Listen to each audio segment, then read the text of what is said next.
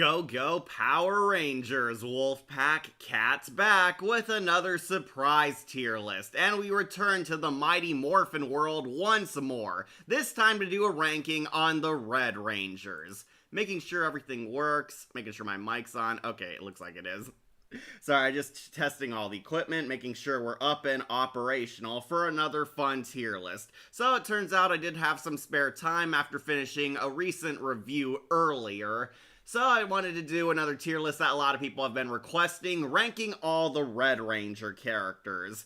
Yep, we got them here, all the Red Rangers from Jason to Reboot Jason, plus some extra. So we are kind of cutting off at Cosmic Fury because that was like the latest show, I believe, so forgive me if you're watching this in the future and there's like 500 more Red Rangers, but we're working with what we got right now. Hi, Kat. Hey, Akira. Glad you made it. Yeah, just checking my equipment, checking the stream.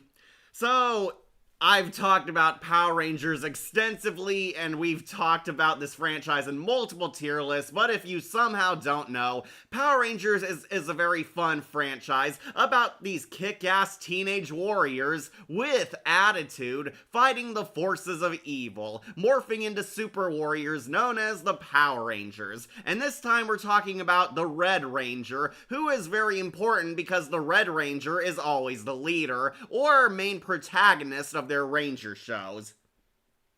So, Red Rangers, since we have two female Red Rangers, yeah, we do. We got Charlie down there and Amelia, who we'll talk about. I forgot to add something. Hang on. Sorry, I need to add another row because there is a selection. Sorry. There we go. Hang on, gotta delete one. Okay. Yeah, I do have to add another row. This one we'll call the question marks because these are the Ranger characters I'm unfamiliar with. So I know I should have done it earlier, but hey, we're here now. So, the Red Ranger is the most important Ranger on the team because the Red is always the leader. The Red is leading the charge. The Red is the level-headed one guiding their team, the one all the other core Rangers look up to. Red is usually the main protagonist because the leader is always the main protagonist since they're the most interesting character on the team and the one with a lot more layers compared to the others. That's not a jab at any of the other Rangers, any of the other colors like pink, yellow, blue, green, black, or whatever colors of the rainbow they choose. Red is just always the go-to for leader because that's how the Sentai footage always displayed it. Since I see you forgot Lauren Shiba, the sister of Jade and Sheena. Yeah, she's not on here, but that's okay. I don't even know who that is.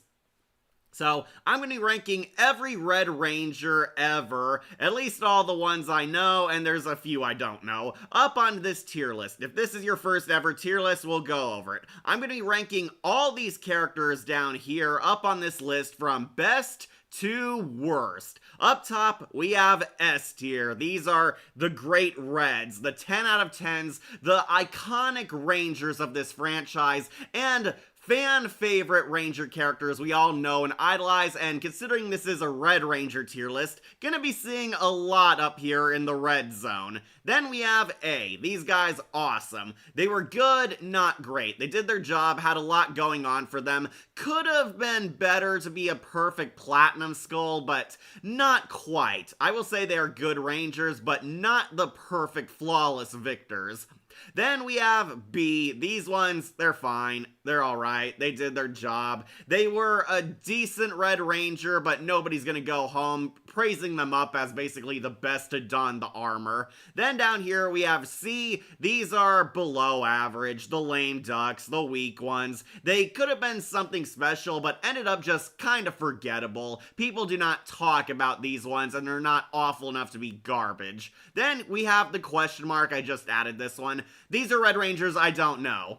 Yeah, I'm gonna tell you all right now, I have not watched every Power Rangers show ever, but a lot of people demanded I do a tier list right now, so you get what you get. These are ones I just don't know. Nothing to say, nothing bad, nothing positive, like just nothing in general to talk about because I do not know them. Then at rock bottom, the appropriately bottom tier, we have absolute trash. These are awful. 0 out of 10s, the worst Red Rangers ever. And we will be seeing a few down here. Hi, Troy. Yeah, you get the idea. These ones, worthless Red Rangers, a disgrace to the name Power Ranger. And we're going to be ranking them all right here and right now. So, I have not watched every Power Ranger show ever, and probably not going to because I'm told the Nickelodeon shows are god-awful. I mostly watch them through Linkara's History of Power Ranger videos, which I highly recommend. They are fully detailed reviews of Power Ranger shows, and he does a pretty good job, and I grasped a few of these characters through those videos. Have you seen Puppet Master 2? Kill count got age restriction today, so James is going to do it tomorrow. No, I have not. I kind of dropped out of Dead Meat because James and his wife have gotten into a lot of controversy on Twitter and social media. Like, I remember the Red Ranger anime is cool, like Red Ranger Isekai, and Red Ranger who's in love with the villainess. That's a lot of animes, Akira. And tomorrow is my sister Bat Kid Shinobi's birthday. Yeah, I was trying to do Night of Living Dummy 3 for somebody's birthday. I believe it's still coming up. I wasn't sure if it was Bat Kid Shinobi or Caitlin White Wolf. But yeah, that one's coming out later. Night of Living Dummy 3, currently on my Patreon. Go check it out. It is a fun Goosebumps video. And we're getting closer to ending Goosebumps. And that's one you've all been waiting for.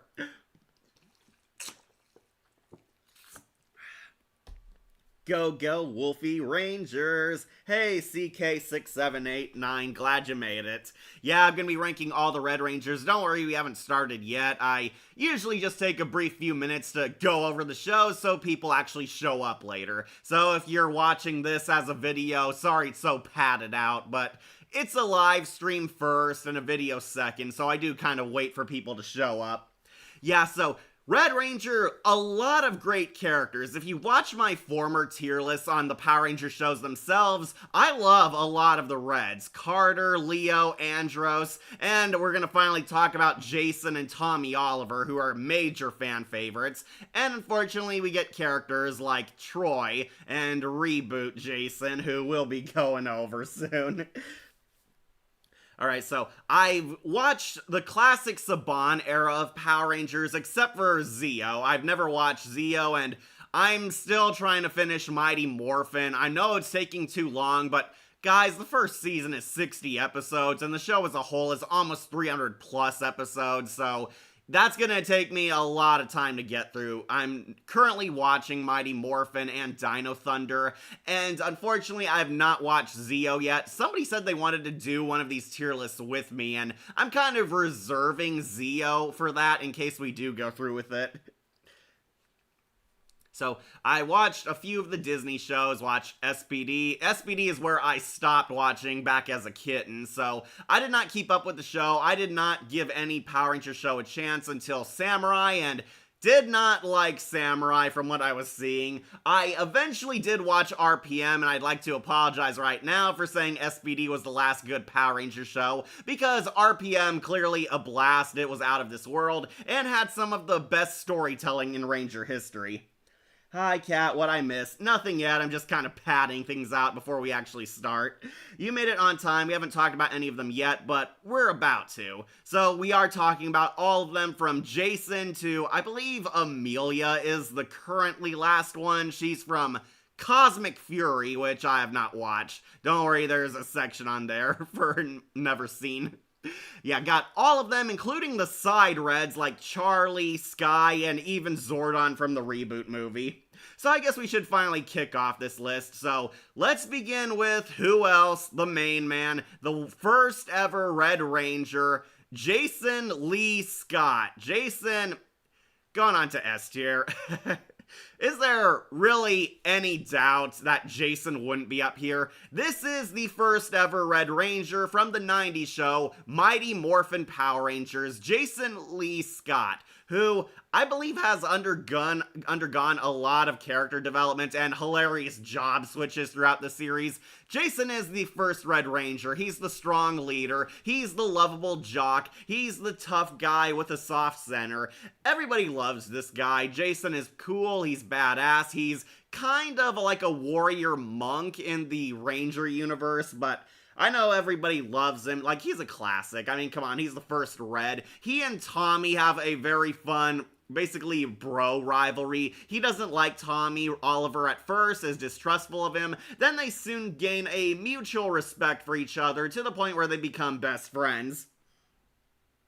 It's Morphin time. Hey, Shadowlink, you made it on time. We're starting out with Jacen. He's on S tier. Yep, got our first one on here, so don't worry. Got plenty more Reds to talk about if you're showing up late.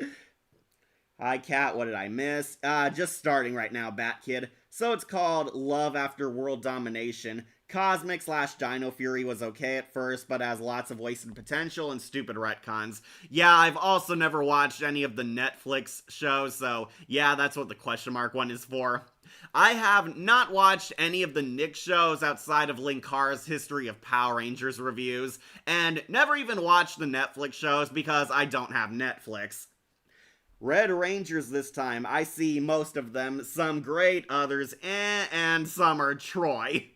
Yeah, we're starting out with Jacen. So Jacen is pretty cool. I do really like him. He's not exactly a deep character at first, but over time and during Ranger missions, he gets a lot more persona to him. He's the one who has basically attitude, shaping up to be the great leader, the young man coming into a more mature warrior type of character arc. He starts out as basically this goofball who shapes up and becomes one of the most well-liked Red Rangers ever. He is the fully responsible leader type, the cool guy on campus. Everyone loves him, and the Rangers have great respect for him, and Jacen's kind of sealed his place in Ranger history as one of the greatest Reds ever. I mostly know of him from basically crossover events, him cameoing in other stuff. The Forever Red crossover was my intro to both Jacen and Tommy. Jacen, of course, is classic, definitely an S tier. Yeah, fully agree. Like Dino Fury is what Miraculous should have been. Well, I've never watched Dino Fury, so I can't comment. So, of course, Jacen's going up here. Like, everybody loves him. Like, all the Mighty Morphin cast is probably going to be on S tier because they are iconic. Except for Cat and early Rocky, who are not well liked. Yeah, sorry, I still don't like Cat for replacing Kimberly. I heard she got better in Zeo, but I have not watched Zeo. So, Jacen's kind of the cool Red Ranger. He's the strong leader. He's kind of the face of this franchise before Tommy Oliver came along and kind of stole his thunder. Jacen apparently still has the Mighty Morphin powers at the end, and unfortunately, if you remember, Austin St. John and basically Trini and Zach were taken away on a peace conference, and they never came back from it because they were written out of the show.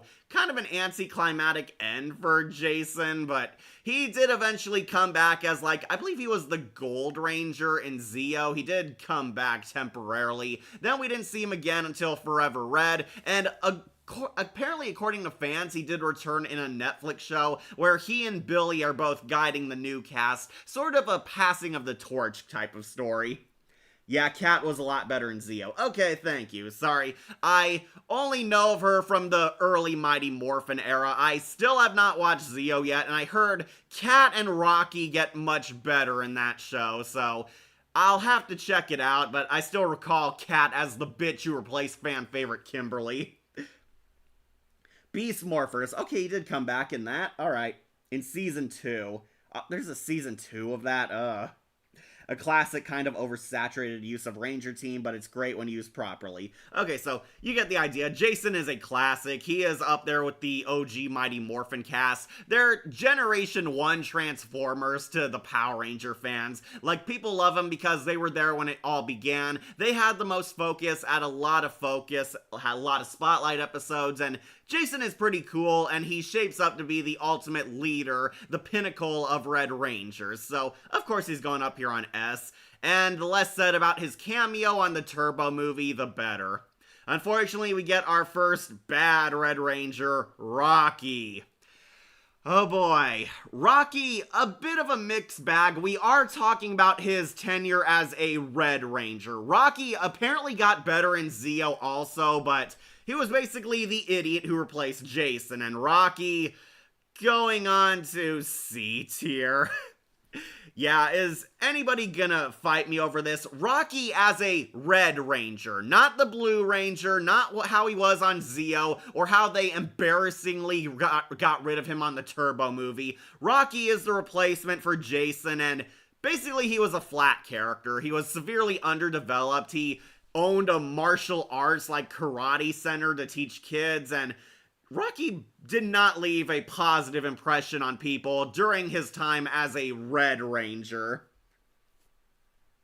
Rocky DeSantos was also played by Adrian Agresta's actor in Megaforce video game. Don't know what you're talking about. Rocky basically had an impossible bar to clear. Whoever replaced Jason was going to have massive shoes to fill. I almost forgot he was the second Red Ranger. Yeah, so if you remember, Jason, Trini, and Zach were written out of the show because their actors complained about pay disputes. So they went on a peace conference that they never came back from. And basically, Rocky was the replacement for Jason, and people did not like this guy. People do not like him. I haven't reached season 3 yet. I watched the White Ranger arc, but that was about it. Rocky, basically bland. He was boring. He was underdeveloped. They gave him anger issues, which he was supposed to overcome, and apparently, according to fans, he got better in Zeo 2, but then I remember in the Turbo movie, they wrote him out and replaced him with a kid named Justin. Yeah, how embarrassing. The Red Ranger accidentally hurts himself performing a karate move, and a little kid replaces him. Yeah, that is the end of Rocky's story. Rocky is just gone and replaced by the oh-so-beloved Justin. Even his focused episodes were very bizarre. I mean, how can we forget him being hypnotized to love a gambling machine and even dancing like one? Oh boy. Steve Cardenas was his actor. Okay. I almost forgot he was the second Red Ranger. Oh, he did come back in Ninja Steel. Okay, I did not watch that because I'm told all the Nickelodeon shows suck. And he was Evans in Beast in the Waters. Never heard of it, so Rocky did not become a fan favorite Red Ranger. I heard he was redeemed on Zeo because he got a lot more to do and they actually gave him deeper personality. But then I finally saw him when he was getting rid of and booted out for Justin in the Turbo movie. Yeah, in the Turbo movie, basically Rocky hurts himself, is hospitalized, and Justin takes his morphing powers to become the new Blue Turbo Ranger. Whereas Rocky's actor finally left the show and never came back until apparently Ninja Steel. Let's go gambling! He was in Langley Air Force Base as the military in his childhood. Oh, come on. It's hard to live up to the standards of TMNT 2012. Okay, so Rocky, he's going on to C tier. This is not the worst Red Ranger. We still have Troy on this list, but also not one of the highlights of Red Rangers. He was replacing fan favorite Jason, and he just didn't do very well. It didn't pay off. He got better apparently on Zeo, and he was ironically demoted to the Blue Ranger. Or was it? No, yeah, I think it was the Blue Ranger. I still never saw Zeo, but he got better on a show I never watched, so he's going on to C tier. Easily one of the more forgettable Red Rangers. But after Rocky came your favorite, Tommy Oliver. Alright, so where do we want to put Tommy? Tommy Oliver, the Red Zeo Ranger, which I've never saw, but I know Tommy from other things, so we might put him on to S tier. Alright, so kind of cheating with this one because I have not watched Zeo, but all the fans apparently love this guy, and I was actually introduced to Tommy through Dino Thunder, so all my introduction to the Zordon era came from that clip show episode where we see Tommy's vlog, basically, detailing his tenure that he used to be a teenage Power Ranger back in the day, inspiring the Dino Rangers in the present, and Yeah, Tommy is awesome. Looking back, Tommy was cool. He was the Green Ranger, the White Ranger, then he became the Red Zeo Ranger. Using the Zeo crystals, Tommy became the leader, and Tommy is a fan favorite. He's the OG Sixth Ranger, and was so popular that he kind of became the face of the Zordon era. Could Charlie Morningstar be a good red, white, black, or pink ranger? Probably Pink Ranger. J. Dominic, howdy. Hey, glad to see you. A new face to me. And he's a martial arts in Brazilian Jiu-Jitsu. The Child Ranger is a good concept, but was not done at the right time. Also, they were trying to copy Beetleborgs. Yeah, R.I.P. Jason David Frank.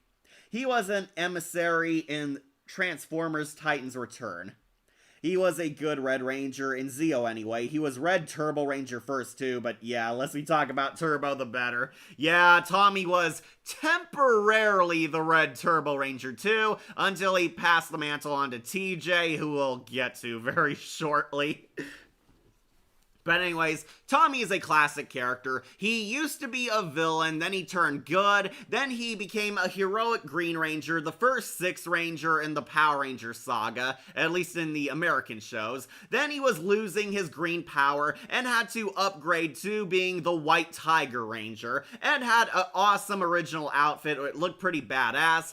Jason David Frank is very cool. Played basically the cool guy. Tommy was kind of the outcast, the oddball in the friends group. He fell in love with Kimberly. They had a very cutesy romance where they became a couple, and then they dumped Kimberly for some bitch named Kat. Yeah, Kat came, and Tommy and Kat ended up falling in love. Kimberly broke up with Tommy through a Dear John letter. Yeah, I did see that part on Linkara's review. Kimberly left a Dear John letter, basically dumping Tommy and moving away. It's the 90s equivalent of breaking up through a text, basically. And Tommy was alone, and he quickly eloped with Kat, and apparently he and Kat were going to hook up and become the real couple. But then Turbo happened, and you know that story. Explain why Charlie could be a Pink Ranger. She's the founder of the Hasman Hotel for Hillenburg's sake. Well, she's also the girly one. I would think more Vaggie would be the Red Ranger. Tommy is like the Batman of Power Rangers, right? Yeah, kind of. Yeah, Tommy, basically kind of like Bruce Wayne. He was the brooder lone wolf at first, until he got accepted, but we do have to talk about his tenure as a Red Ranger. I do know of him through the Forever Red crossover. I've not watched Zeo, but I heard it's very good. Tommy became a race car driver, only to quit that at some point in the future and become an archaeologist by Dino Thunder. He eventually became the Black Dino Thunder Ranger, but then somehow got his Green Ranger powers back for the Megaforce crossover. I'm sure you're all looking forward to talking about that, but yeah, he apparently got his Green Ranger powers back, and Tommy's kind of been every color but pink and yellow. Also, Silver Bear and We Bare Bears, never watched it. Explain like Charlie, because I think she's like more of the girly girl heart of the team. I think Vaggie is a better Red Ranger in popularity. Also in 1992 in Price is Right as a contestant. Oh, he was. Okay, I do not know that because I wasn't born then. Like, tell me about it. I wonder if Daffy Duck ever illegally read Tommy's Dear John letter. Shame Lord Draken got forgot in TV, but in the concise, yeah. Tommy's basically a huge fan favorite in the Ranger show. He was popular in the 90s. He's all over comics. He actually has an evil counterpart who became the Green Psycho Ranger, and evil Tommy became Lord Draken. There's a lot of comics, many of which I have not read. I know of the Psycho Rangers comic mostly, but yeah, Tommy, of course he's on here, he's cool, and he apparently held on to his Zeo Crystal because he comes back in Forever Red as basically this one spearheading the charge against the Machine Empire, because the Machine Empire were Tommy's arch enemies. The Machine Empire, I know, the villains of Zeo, evil machines that tried to conquer the Earth with their evil robots, and the remnants of the Machine Empire who somehow didn't get killed by the Z-Wave are trying to steal the Serpentera, and Tommy and Carter Grayson basically unite all the Reds up to that point, where we get the classic Forever Red standoff, and Tommy is kick-ass, Jason David Frank is awesome, he's always fun. I know of him mostly through Dino Thunder, where he became a professor at a high school, teaching paleontology. I guess that job as a race car driver did not work out, so he got his doctorate. If Charlie's the Pink Ranger and Vaggy's the Red, then what's Angel gonna be, the Yellow Ranger? Angel could be the Green Ranger. Like, no, Raphael from TMNT as the Red Ranger. I think Leonardo would be it, but because Leonardo's already blue, he might be Blue Ranger.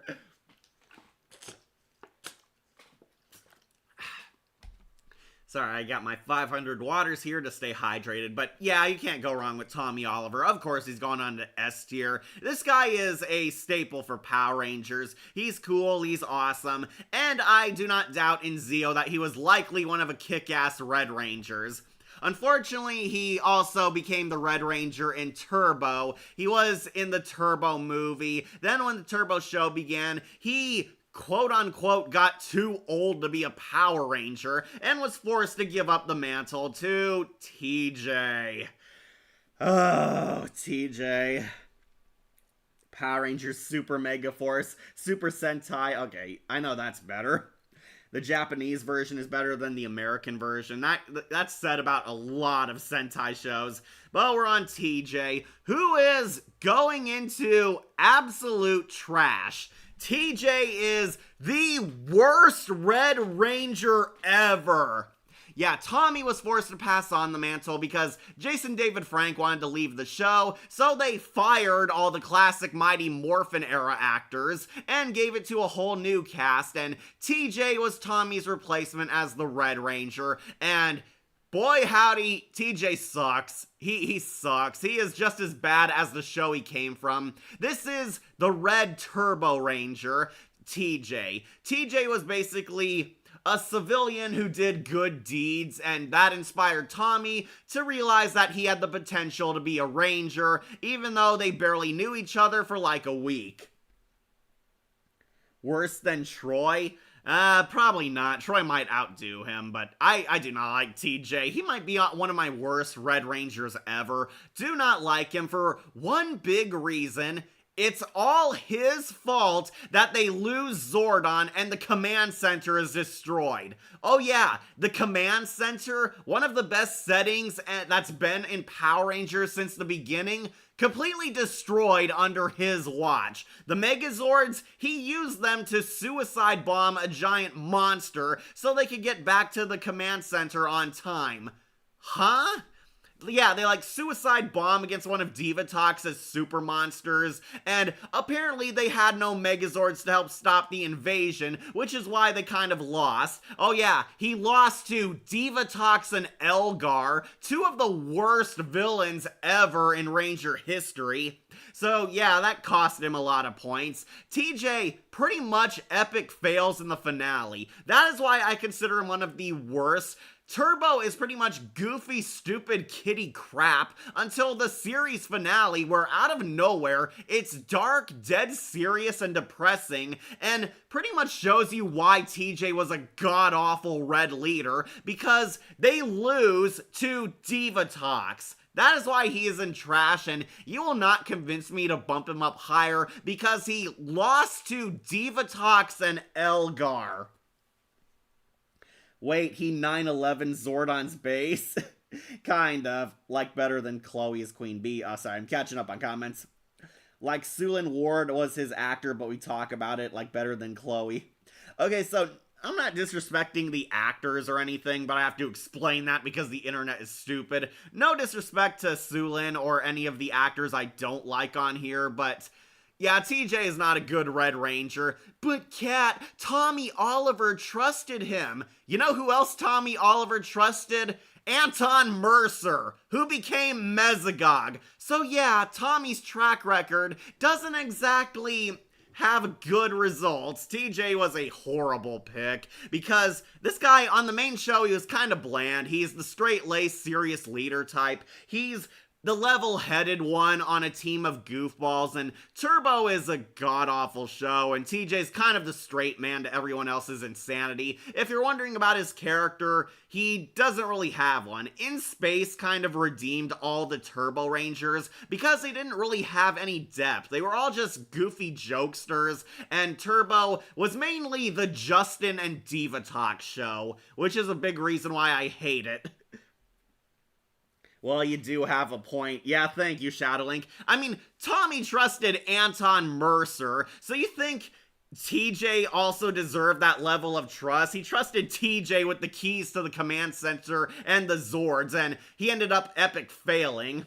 Yeah, remember, it's also Tommy's fault that Anton Mercer became Mesogog. What are those things? Those are the Tyrannodrones. How do you know that? Because I helped make them. Yeah, see what I mean? Brilliant decision-making by Tommy Oliver. Yeah, he trusted Anton Mercer, and trusting TJ does not prove anything. TJ was an incompetent moron, and the series finale of Turbo is easily one of the worst points in the series because they lose to Divatox, and it's all TJ's fault Zordon gets captured, why they lose their Zords, the base, and the Ranger powers. Turbo Power, which was supposed to be better than everything, completely destroyed, and the only good thing TJ did was help his Rangers retreat into space to go after Zordon. Even without their powers, he tried to save Zordon, and eventually got better when he was demoted by Andros. So Husk is going to be the Yellow Ranger. And I think Nifty would be a cool yellow. Where did TJ rank on your blue tier list? Haven't made a blue Ranger tier list, but don't worry, TJ got better in Space, but we're judging him as a red Ranger, so going into total trash. For a blue Ranger, he will be up a bit higher, but we're not there yet. This is almost as bad as Master Food choosing Adrian and Marinette after they were nice to him once. Yeah, that kind of was it. Yeah, basically he 9/11 the Megazords, even though he very easily could have defeated the monster, he just needed more time, but he suicide bombed the Megazords and they killed Divatox's indestructible monster, and that made them completely helpless sitting ducks when the stupid Piranhatrons invaded the command center.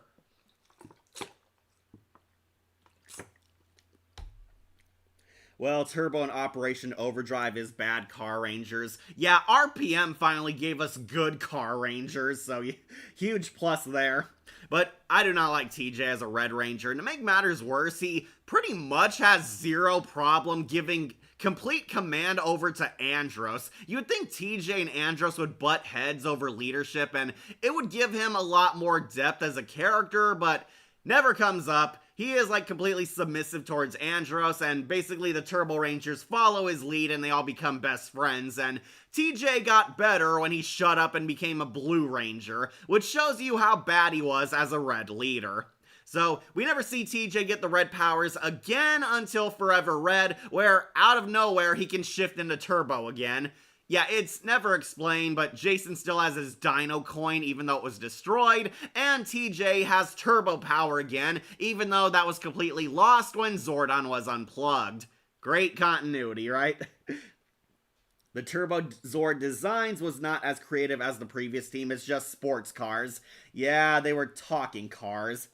That means Husk is the Blue Ranger.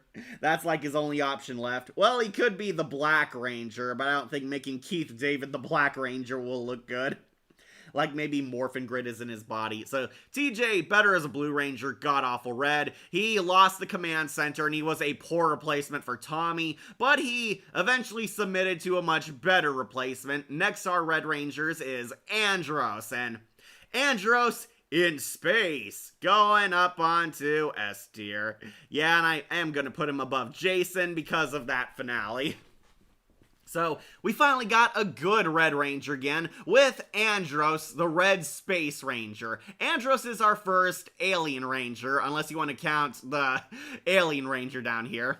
So Andros is the leader of the space team. The Rangers from Turbo, after they epic failed and lost their powers, retreat into space, where Andros and his Astro Megaship pick them up, and they form an alliance, finally defeating the dark forces of evil. Basically, they're kind of rogue, renegade Rangers on the lam, trying to defeat the ultimate alliance of evil because the bad guys won last season thanks to TJ sucking. And Andros kick-ass. He's got that awesome surfboard in space. The space armor looks really cool. He's got his super-powered lance. And Andros goes from a lone wolf into a true team member. And he has a very deep backstory. His sister was abducted, brainwashed into becoming a villain twice. He fights the Psycho Rangers. He's alone for the most part, but the Turbo Rangers join him, become a part of his Space Rangers team, and basically bring him back down to Earth. Andros opens up more, becomes true friends with them, and rises up as the ultimate hero, saving the galaxy from true evil.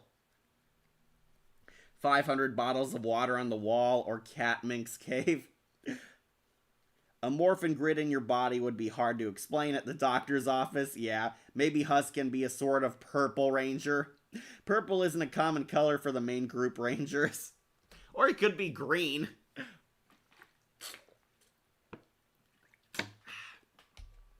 So yeah, I really like Andros. He is fun, he is kick-ass, he's one of the most badass Red Rangers we've had since Jason. I still haven't seen Zeo, so yeah, Tommy too. But if you don't know, what puts him on here is easily the finale. In the final season, Andros does the hardest decision ever. He has to mercy kill Zordon, where Zordon turns into the Purification Z-Wave that goes across space and vanquishes every undefeated villain. Andros and Zordon help defeat Astronema, Ecliptor dies, Divatox gets cured, Elgar mercifully dies, and Rita Repulsa and Lord Zed turn good after those 10,000 years of evil is destroyed in them. Where would Andros and Ashley rank in regards to red and yellow duos? They might make it on an S tier too. I love their relationship. Yeah, Andros fell in love with Ashley, and Ashley finally got a chance to have a character in space after doing nothing in Turbo, because Turbo was mainly the Justin and Divatox show. In Space is an interesting take on the original Star Wars trilogy. Yeah, it kind of was. Only 1 week till the end of school. Yeah, then Night of the Living Dummy 3 is unleashed. And that means Angel is the Blue Ranger, which I find ironic given his pink color palette.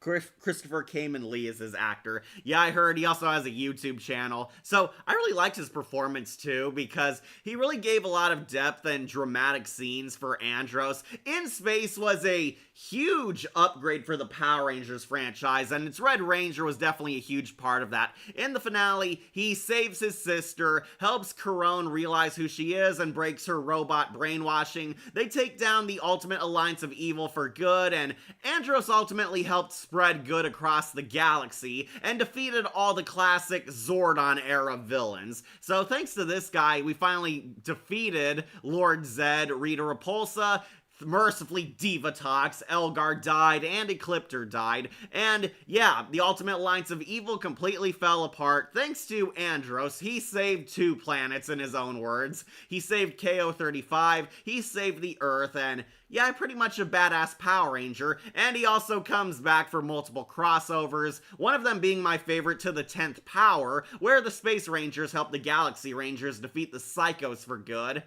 And also the Forever Red crossover, where he tracks down the Machine Empire and is a part of that badass Red Team lineup. He's in Miami to pursue his acting career. Okay, good, he is still acting. I like the Andros times Ashley ship. It seemed naturally developed from what I remember. Yeah, it is pretty cute. Andros and Ashley, a lot more cuter and wholesome compared to the edgier Tommy and Kimberly, who are openly kissing. Ashley has kind of a girlish crush on Andros. They fall in love. She shows him how to play pool. They hang out together. They go on a date to the movies before being stalked by an evil Hummer. And at the end, Andros chooses to be with his pals, the Space Rangers, and it's implied he and Ashley are going to become an official couple, going on full-blown dates, but tragically, they never had Ashley return ever. But yeah, Andros, he's gone on to S tier. Classic Space Ranger. Like, who didn't like him? Wolf and I praised him enough on our In Space tier list, but this is my brother Wolf's favorite Red Ranger for sure, too, if you're curious. So he's gone on to S tier, and yes, he is going above Jason because he vanquished all the villains with Zordon. Yeah, hey, Wolf. Don't worry, Andros made it on S tier.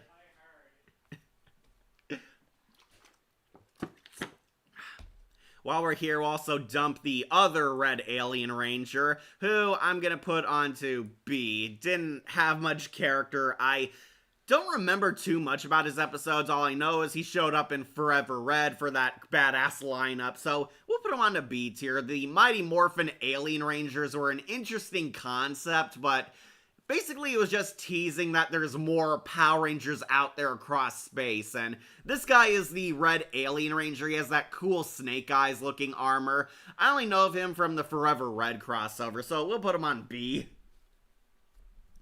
It was the 90s. I don't think Hyperforce is canon. No Hyperforce Red Rangers. Yeah, I haven't done those. So will you ever review Erie, Indiana and its spinoff? No, I'm not. I'm not interested in Erie, Indiana. Yeah, Red Alien Ranger, we'll put on to B. He was alright, but basically kind of an Elseworlds type of Red Ranger. Didn't get to do much, and he's not even the leader on his team. He does show up for the Forever Red crossover event, where he never unmorphs, so you can show that we didn't get the actor to come back. But after Andros came Leo. Oh yeah, Leo. He's also gone up onto S tier. This is easily one of my favorite Red Rangers ever. Leo Corbett from Lost Galaxy is awesome. I love this Red Ranger. He is badass, he is charming, he is likable, and he undergoes the classic hero's journey very superbly. Sorry, I missed this. I'm celebrating my 25th birthday. Hey, James Loveland. What did I miss? We're on Leo right now. We just wrapped up In Space. Hey, Axel. Or was it episode 5? I only remember watching the first episode of Alien Rangers. Or was it episode 5? It was very short-lived. Anyways, Leo Corbett, one of my favorite Red Rangers ever. He is easily in my top 5 favorite Red Rangers. Lost Galaxy is a kick-ass show, and it has one of the best Red Rangers ever. Leo is basically, he's a loser. He is an outcast. He's a complete nobody. He has no job, no home, no friends. His only family, as far as we can tell, is Mike, who is his more successful brother, going on the Terra Venture colonizing space journey. Lost Galaxy follows basically a colony ship that's going across the galaxy to have a human colony move on a new planet, basically having humans expand their terrain. Lost Galaxy is supposed to take place in the not too distant future, but that has kind of been retconned as the Ranger franchise has gone on. Yeah, I highly doubt we had this technology in the 90s, but yeah. Rocky is in C. Alien Rangers only had 10 episodes. Okay. Yeah, Leo is my top 1 favorite Red Ranger. I love him too. He is pretty awesome. Is that Jason on C? Yeah. Jason's on C. TJ's in the trash. Alien Rangers on B. And in S tier, we have Jason, Tommy, Andros, and Leo right now. We're talking about Leo. That is Rocky on C. Yeah, sorry. We went over him briefly, but he was not a very good Red Ranger, but not as bad as TJ, who got the command center destroyed. Man, I still can't believe that Jason David Frank is dead after all these years. Yeah, kinda depressing. In the not too distant future, next Sunday AD. Yeah, sorry, I have to cut off. So, I really love Leo. He is a complete nobody. He basically stows away on Terra Venture because he wants to leave the Earth behind because he has no future here. He believes he'll never amount to anything or achieve anything on his home planet, so he joins the space colony because he's quite literally the only person on board who has nothing left to lose. They all board Elon Musk's spaceship and basically go across the galaxy, finding a planet to move into, and have basically Earth Earth populate that planet, spread humanity across the cosmos of space and all that jazz. And Leo basically goes from a complete nobody to the greatest hero of the galaxy. Leo is at first very brash, very immature, very playful, did not take his duties as a ranger very seriously, and it's basically about him growing up. He accepts responsibility, he learns from his mistakes, he rises up as the hero the rangers need, and interesting enough, as I said before, he was not chosen by the Quasar Saber. He was not chosen to become a Galaxy Ranger. His brother Mike was supposed to be the Red Ranger, but Mike died and the power was passed on to him. Leo inherited the Quasar Saber and the Red Ranger morphing ability. He didn't earn being the Red Ranger until all throughout the show, basically growing up, learning the skills, and becoming the Power Ranger he was destined to become.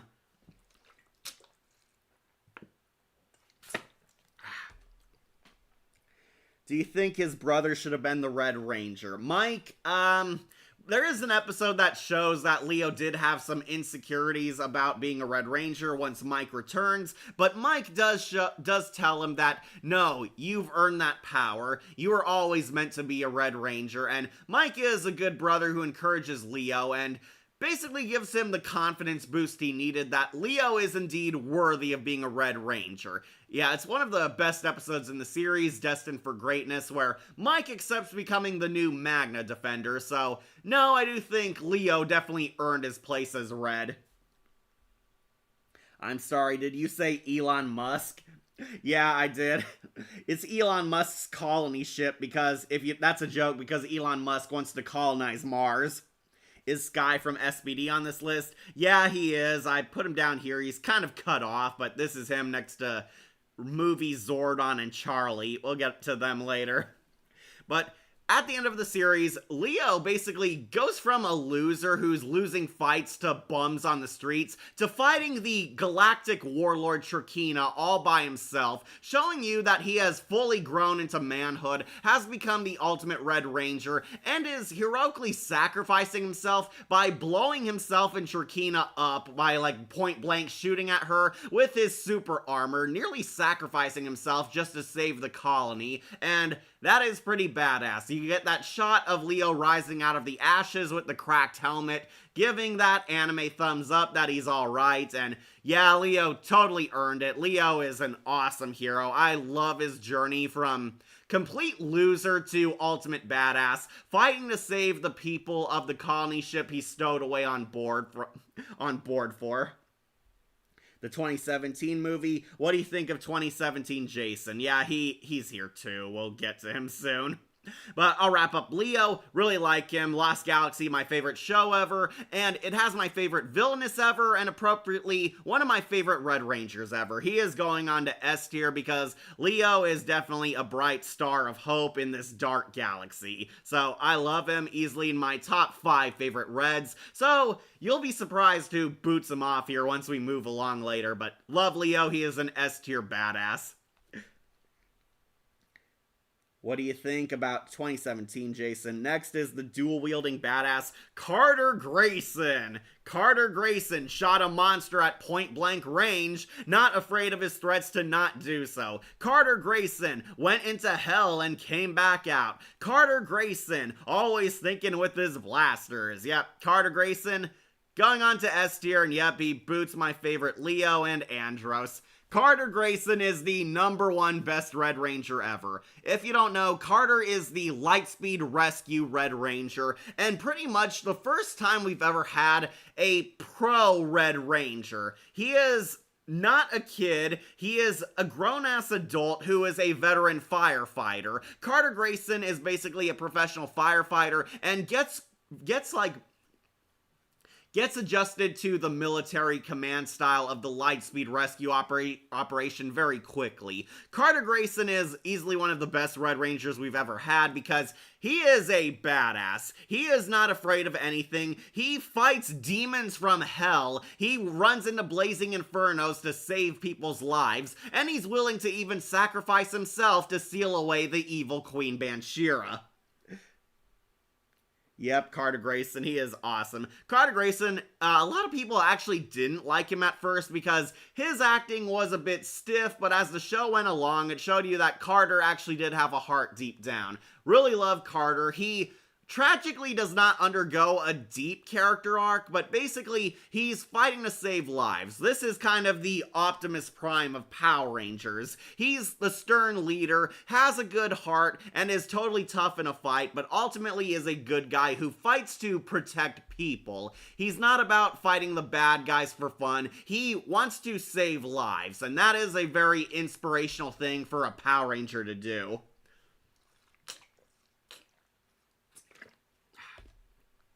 And as we all know, Carter Grayson always thinks with his blasters. Carter Grayson, like, point blank shoots demons dead on the spot, and it's pretty funny that he actually gets called out for that. So, Carter Grayson easily has some of the best moments in the series. He always stands up for his friends. He's willing to make personal sacrifices. He always risks his life to save others. And ultimately what sealed him as S tier is easily the finale. Once Queen Bansheera rises out, Carter basically becomes her archenemy. Carter was mainly enemies with Olympius and Vipra up until Queen Bansheera broke out, and basically they became the two ultimate good versus evil characters. Next up is Wes and Eric. Carter having to follow Leo / Andros and still bring an awesome is an underrated part of his lore.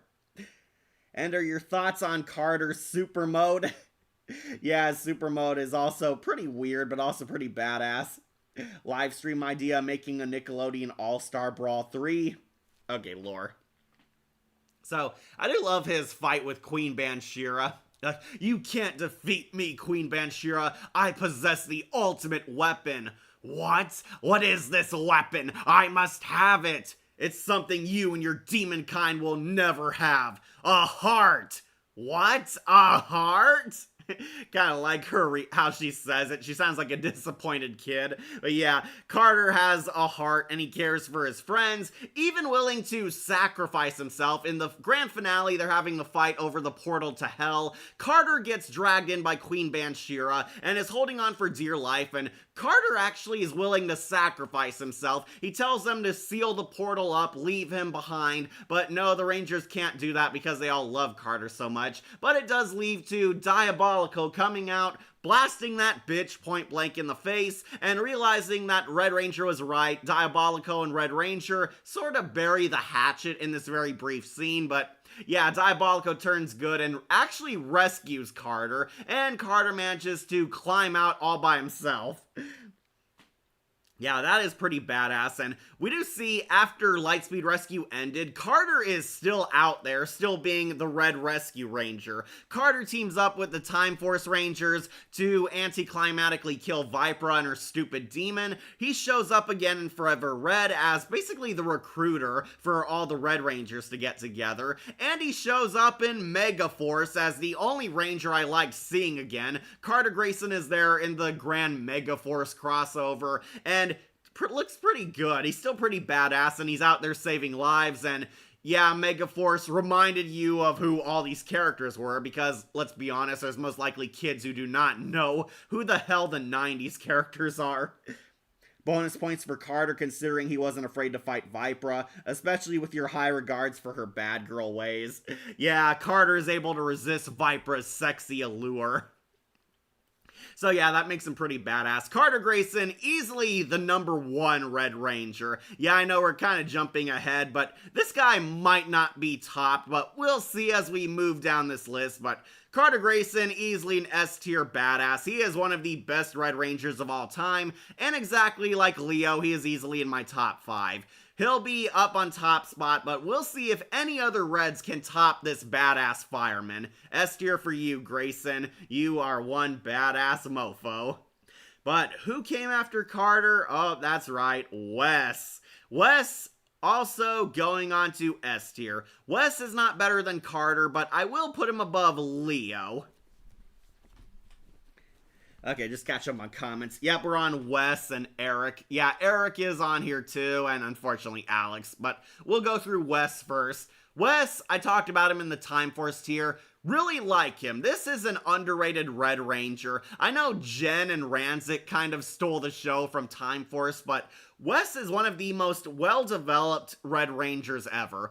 Wes is pretty much basically kind of sheltered, a very spoiled rich kid. He doesn't have any friends and he's kind of dodging responsibility. Wes's character arc is basically he has to grow up. He has to think about other people, care about anyone but himself, and basically help the little guy. Jen and the Time Force Rangers jump to the year 2001, where they need the DNA of Alex's distant ancestor to unlock their morphing ability. And that ancestor is Wes, who plays Alex too. He's played by the same guy.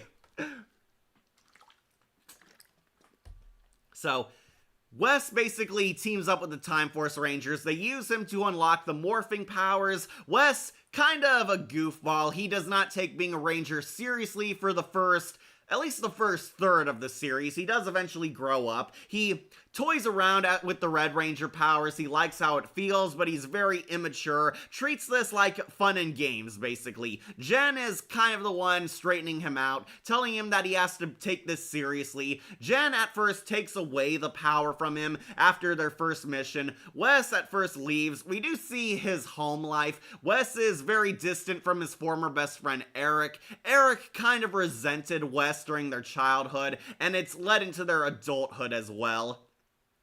He wants to be friends with Eric again, but Eric seems very cold and different. And as we all know, he has basically daddy issues. Mr. Collins is this uptight Norman Osborn type of CEO who wants Wes to follow his footsteps and basically deciding his future for him, not allowing Wes any freedom, basically. And this leads to a father-son type of clash. He does not like his dad and doesn't want to grow up being like him. His dad, kind of a dick at first. Mr. Collins does get better after character development, but basically he rebels against his dad. He throws away his first class life to live with the Power Rangers, and Wes basically matures, evolves, grows up, and decides to control his own future. This is the main theme of Time Force, that you make your own destiny. It's not decided for you by others. Wes is my personal favorite Red Ranger, greatest of all time. Do you see Wes and Eric as a couple? Honestly, I thought they were brothers. I remember as a kitten, I thought Wes and Eric were brothers at first, that Eric was like his stepbrother or something. Then, rewatching the series, I found out, oh no, they were just school best friends. It seems I arrived just in time, talking about one of the two best shows in the saga. The other one is Dino Thunder, if you're wondering. It's Wolfen time. Yo, Cat. Hey, Emily, glad you made it. We're talking about Wes right now.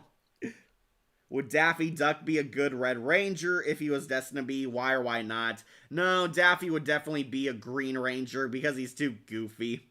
Hi, Em. Nope, Wes and Eric were butt buddies.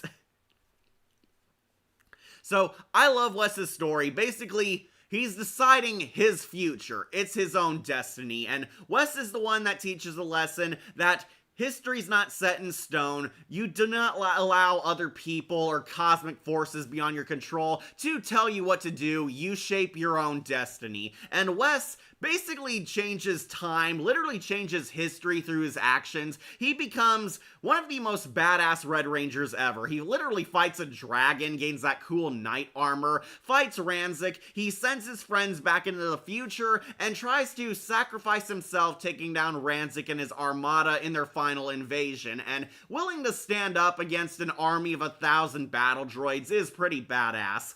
Of course, as you all know, the Time Force Rangers love Wes, especially Jen. Jen falls in love with Wes. They're one of the best Ranger couples of all time. Yeah, I do think Wes and Jen far cuter than Kimberly and Tommy are, for sure. Wes is with Jen and Eric's with Taylor. This is canon. Yep, that is. When I first saw Forever Red, I was really confused on why they included Eric as part of the Red group, since he's a 6th Ranger. Yeah, Eric's the Quantum Ranger. But would Daffy be a good Red Ranger if it was his destiny? Probably not. Yeah, Daffy's a better reader of Pulsa than a Red Ranger. So, I love Wes's story. I love how he shapes his own destiny. I love his romance with Jen, and Wes pretty much fully evolved by the end of the series. He's no longer that goofball, idiot playboy he was at the start. Now he is a full-grown adult. He is taking charge of his own destiny. He gains respect from his dad, fixes his friendship with Eric, and finally makes his future how he wants it. The future is looking bright, and the Red Time Force Ranger is, of course, going on to S tier because it is easily one of the best character arcs in Power Rangers history. Like, who doesn't like Wes? You have to find somebody who absolutely hates Time Force to hate Wes.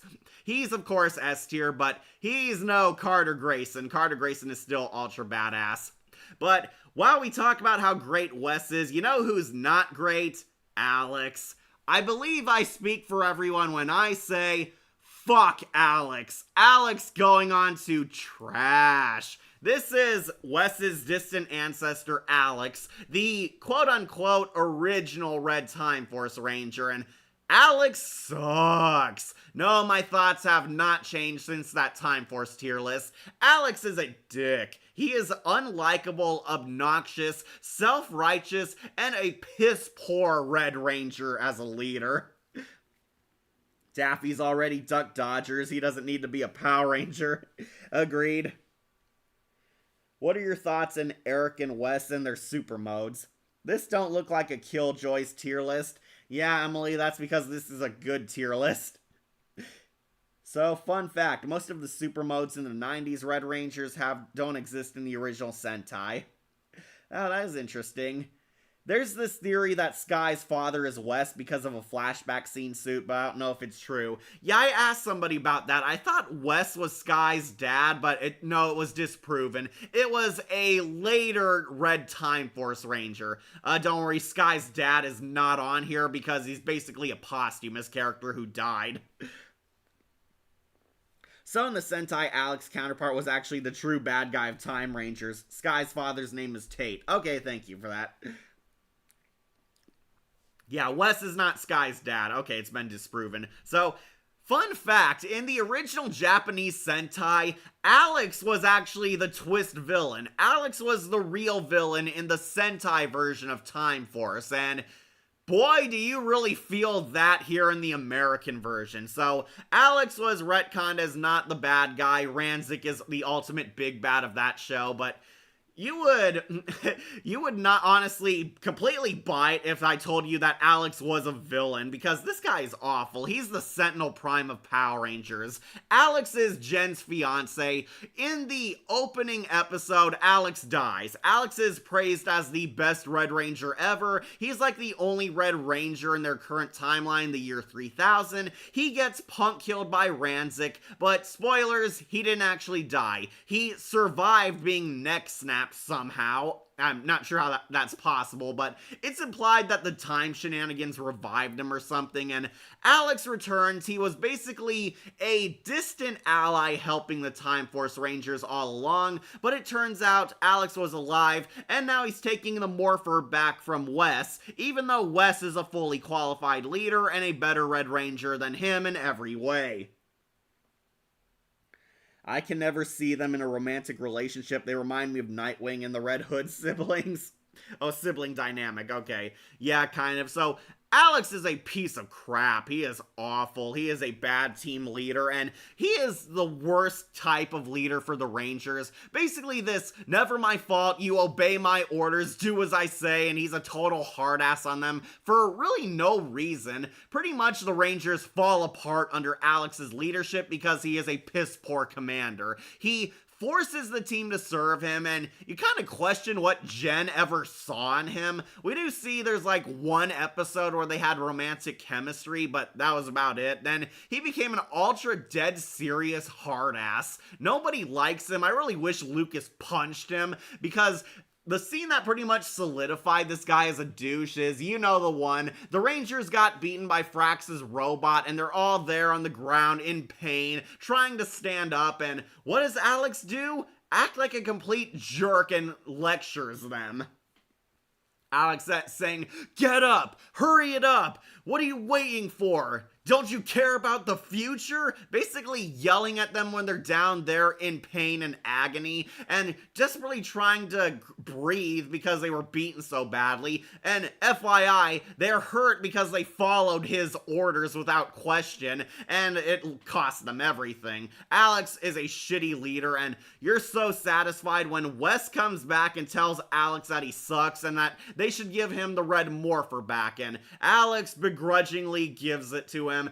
And Wes has to be the one that tells him that destiny is decided by you. Don't let the future tell you what to do. You make your own future. And Alex does his one good deed. He goes to the hospital, somehow within seconds, to save Mr. Collins' life. And that is the one good thing he did. Then he's back to pretty much being a sour downer stick in the mud. I prefer Jen and Wes. Yeah, me too. Okay, stop talking about Daffy, Prism, or I'm gonna stop reading comments from you.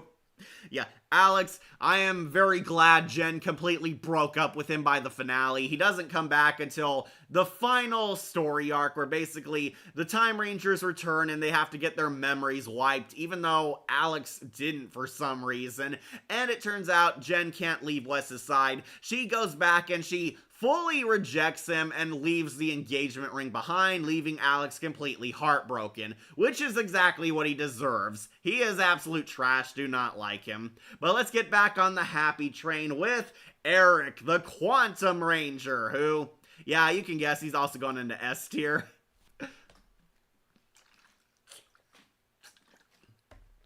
Yeah, Eric, played by Virgil from the great Devil May Cry games. So, I know some people might question what Eric is doing here, but he was a part of the Forever Red crossover event, so we should count him on the Red Rangers tier. This is Eric, Wes's best friend, who is very much bitter and resentful towards Wes, but he undergoes one of the best redemption arcs in Power Rangers history. So, Eric is kind of a douche. He's arrogant, he's brash, kind of the Vegeta to Wes's Goku. Basically, he doesn't like Wes and is very bitter and resentful towards him, does not view Wes as his friend, but over the course of Time Force, he slowly lightens up. He's a defrosting Ice King, becomes nicer, starts to understand the Rangers, and the best moment in the final story arc, he and Wes finally bury the hatchet and become best friends again. Eric and Wes work together because they're the last Rangers in the present day fighting Ranzik's forces, and we get that awesome battle in the clock tower. Wes saved Eric from being killed earlier, helps him recover, and the two work together in that awesome fight scene, and Eric gets a very great redemption arc, which is why a lot of people like him. You know, aside from Daniel Southworth's spectacular acting, which is pretty good, basically bringing his Virgil game to this character. Wes is his ancestor, Alex is his, and apparently Jess is descendant. Who's Jess? You keep saying Jess. I think you're talking about Jen, but yeah.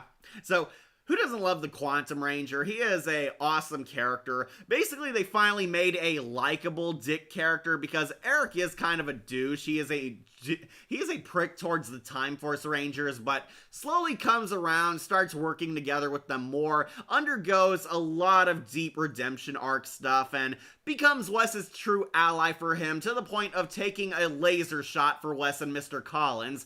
Eric just steps in front of like a laser aimed at him and Mr. Collins, takes the injury. Apparently, Eric was actually supposed to be killed off in the Time Force finale, but the producers vetoed that idea because Eric was so popular. And everyone's glad that they did because the Quantum Ranger is badass. Eric finally relinquishes his Quantum Morpher to Wes. Don't worry, he gets it back later, but yeah, he gives him the quantum power to help Wes defeat Ranzik. Then we see him again in the Forever Red crossover and the Wild Force crossover where he gets shipped with Taylor. Talk about disrespecting your ancestors. Is he still Wes's descendant in the Sentai? I think they are still related, but yeah, Alex was the villain in the Sentai version. Well, RJ, the Wolf Ranger, is another actor who played Virgil. Oh, he did? Okay. So in the Sentai, Eric's counterpart did die in the finale. Yeah, okay, he did. Alright, so Sentai Quantum Ranger died, but American Quantum Ranger, he did survive. And he hooks up with Taylor. I do like to believe that they are having a romance right now, because Taylor is military, and Eric's a part of the Silver Guardians, so most likely a crossover ship, but I'm sure there's a lot of fanfics out there. We don't see any confirmation in the show, but I do buy Eric and Taylor probably hooked up at some point, but Quantum Ranger, of course, he's gone on to S tier. He made it on S tier on Time Force, and I still love him now. He's gone on here. Now I'm motivated. Actually, in the Sentai, he's called Time Fire. Oh, that sounds pretty badass. Alright, so that's it for the Time Force. Next is Wild Force, Cole Evans. Oh, Cole. Finally made it to you.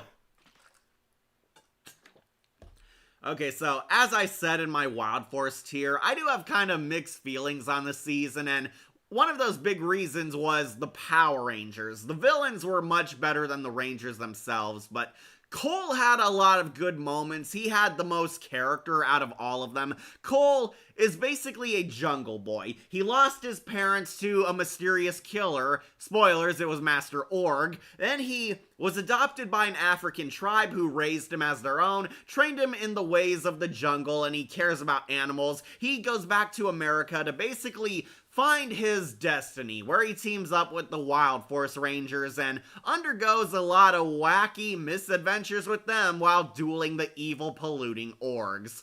Cole, I might have to put on to A.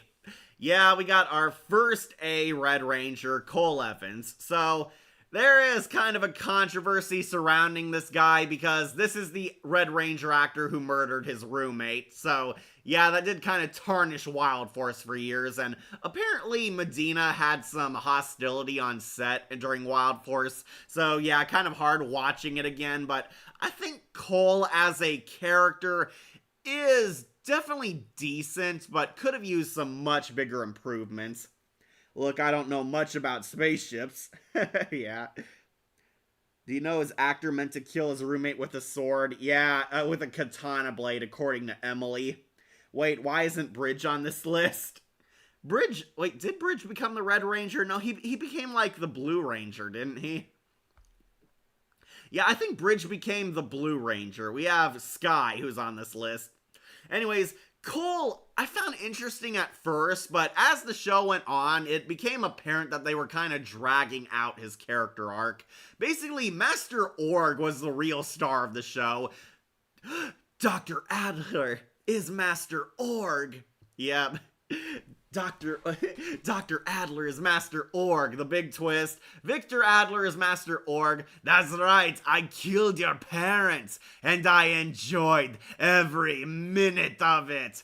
And Cole realizes that the bad guy they've been fighting is the bad guy who killed his parents. There was this looming mystery for at least half the show that Cole's parents mysteriously disappeared, giving hope that they could still be alive, but spoilers, they have a surprise dark turn, which I really love. Victor Adler is Master Org, and he murdered Cole's parents, and I enjoyed every minute of it. And it becomes kind of a duel between personal vengeance and serving justice, where Cole and Master Org become ultimate enemies. He's fighting the guy who killed his parents, kind of superhero style, and I did think that made him slightly more interesting. I'll give credit there. Oh, he also played Decker from Samurai, the half-human, half-Nihilok, but like a lot of things in Samurai, it was wasted potential. Okay, that doesn't surprise me. Oh, Bridge did become the Red Ranger in Operation Overdrive. Okay, no wonder I don't remember. So, fun fact, Cole's actor returns in Samurai as the role of half-human Nihilok Decker. I meant Jen, I forgot her name, my bad. Okay, yeah, Wes and Jen hooked up. But Jen did return to the future, so I guess they wanted to avoid that. Wait, is Alex technically their grandchild or something? Why Master Org sounds like Ren from Ren and Stimpy? Well, I blame that on Ilya Volek's accent. Yeah, Ilya Volek, I love the guy, but he did kind of sound like Tommy Wiseau. It's pretty funny. Master Org is still an S-tier villain, I will fight you on that, but Cole, kind of an okay hero. He definitely had moments. He is a friend with the animals. He relates with the Lion Zord. He cares about protecting nature. This guy is the ultimate guardian of the earth, so he does win points for that. However, they kind of cop out near the end on his character arc.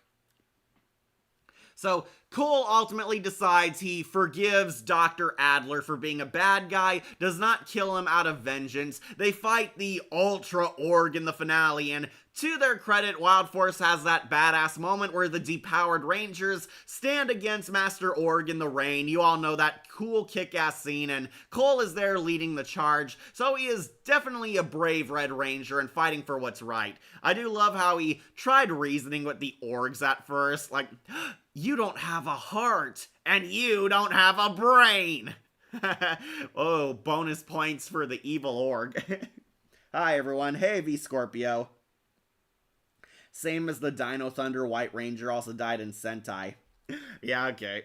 How is everyone? We're fine, V-Scorpio. Right now we're on Wild Force, the end of the Saban era Red Rangers, and Cole is the last one for the Saban era. Don't worry, we'll be back to Saban soon enough, but Cole almost makes it onto S tier, except for the finale. After they kill Master Org, Cole realizes his destiny, which I do not know what it was. Like, what was your destiny? You came here to find your parents, and you found out they were dead, and you avenged their death by defeating the evil Master Org. He makes peace with Victor Adler at his grave, and goes off into the world where we never see him again. So there was actually a deleted scene which showed what happened to Cole in the future, and I really wish these deleted scenes actually made it into the finale, because it would have made it perfect. Basically, Cole would have became a veterinarian. He uses his abilities to help animals. He became an animal doctor. He can speak to the animals, treats them like patients, and is still helping nature in a way in his new job. And Cole also married Alyssa, the White Ranger. The White Tiger Ranger and Cole would have married. But for some reason, this was left on the cutting room floor, and I hate it. It kind of ruined the finale for me, because it feels like there's not much finality to his character arc. It was a huge misstep in my eyes, and if it was there, Cole would have been much higher, but no, Cole just wanders off alone in the horizon, and we never see him ever again, and Medina comes back as an entirely new character. So what if Tarzan was the Red Ranger of the early 2000s? That is kind of what he was like. He was like Tarzan. Now the cringe Ninja Storm. So better than Pink like Speed Rescue. Yeah, he actually did have an interesting character at first, but they kind of dropped the ball on a lot of stuff for Cole, so we'll put him on A. He is still a bona fide badass. He is a cool Red Ranger, but his character arc not fully as well developed as these other badass macho S-tier males. So yeah, he's on A. So up next is Ninja Storm. I'm gonna be taking my restroom break, but let's get excited for Shane, now entering the Disney era of Power Rangers.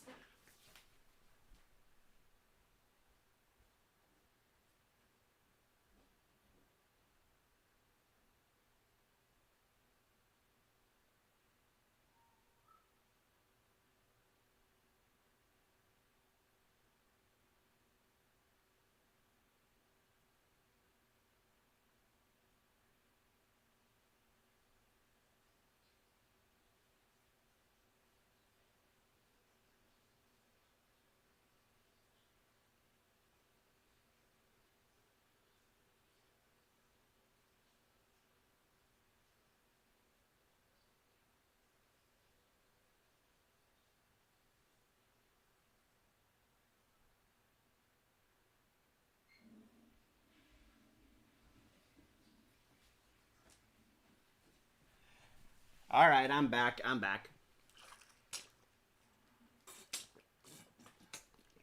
Alright, let's get in gear with Ninja Storm. Okay, I used to love Ninja Storm. Wolf and I had a lot of toys from this saga. However, looking back on it, I have kind of changed my tune. Yeah, this is why we haven't done a Ninja Storm tier list yet, because it was not as good as I recall. And unfortunately, a lot of the Rangers on this show were borderline forgettable. Shane is going on to B. Yeah, I'll put him above the Red Alien Ranger for sure, but Shane, not one of my favorite Reds. He kind of fell into the background. I think everybody watched the show because Tori was hot. Like, everybody loves Tori, the Blue Ranger, but Shane and Dustin were kind of meh, forgettable. Even the Thunder Rangers were more cooler than he was. Yeah, Shane was alright as a Red Ranger. He was likable enough as a character and had some good, decent episodes. Still not as great as Blue Ranger Tori and Cam, the Green Samurai Ranger. B tier seems fair. Okay, thanks. Your impersonation sounds like the Terminator. Yeah, since RIP, since he is radio presenter. Yeah, his actor also committed suicide too. Very tragic. I wish he didn't, but it was very sad. Interesting fact, the Japanese term for ogre is oni. It used to be the term which is now known as yokai. R.I.P. Pao Megasiva. Sorry if I butcher that.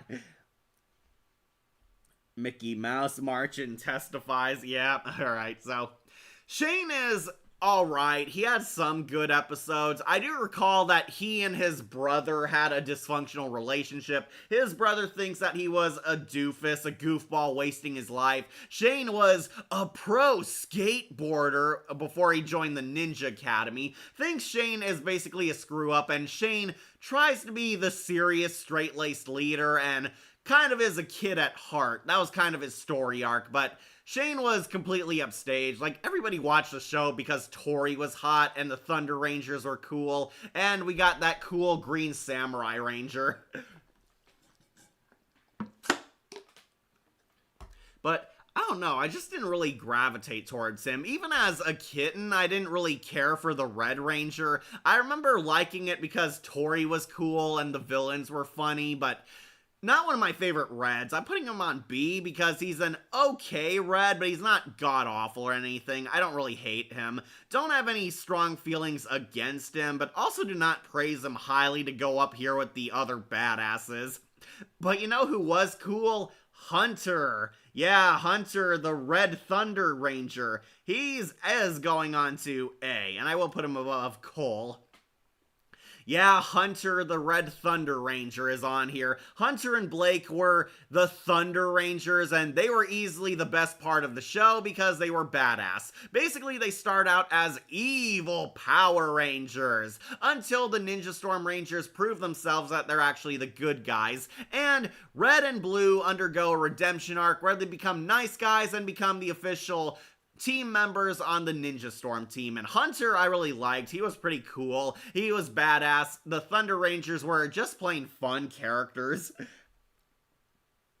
Sorry, catch up on comments. Well, his Japanese version is Yasaki Shina, like he is a Ninpu Sentai Hurricaneager. Alright. So, I do like Hunter. I do remember where there was one episode where he was, like, brainwashed into trying to kill his bro Blake. He, like, gets knocked into, like, this brainwashing goo pit and has, like, this weird green Ghostbuster slime across him, and he is hunting down Blake with murderous vengeance, and he and Blake have this nice bro-ship where they become friends again and they help save him. I really like Hunter.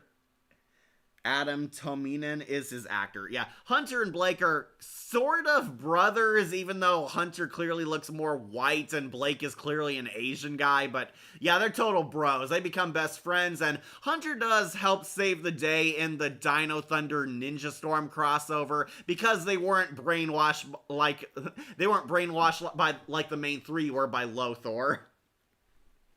So, I do like them. The Thunder Rangers were awesome, so he's going on to A, but don't worry, he doesn't make it onto S tier because he was not the leader type. Hunter didn't undergo too many episodes, but he and Blake were pretty badass on the show, which is why he's going up high. So, after that came Connor. Boy, Connor McKnight, who going on to trash. He sucks, man. He's a sexist pig, an annoying, immature man, baby.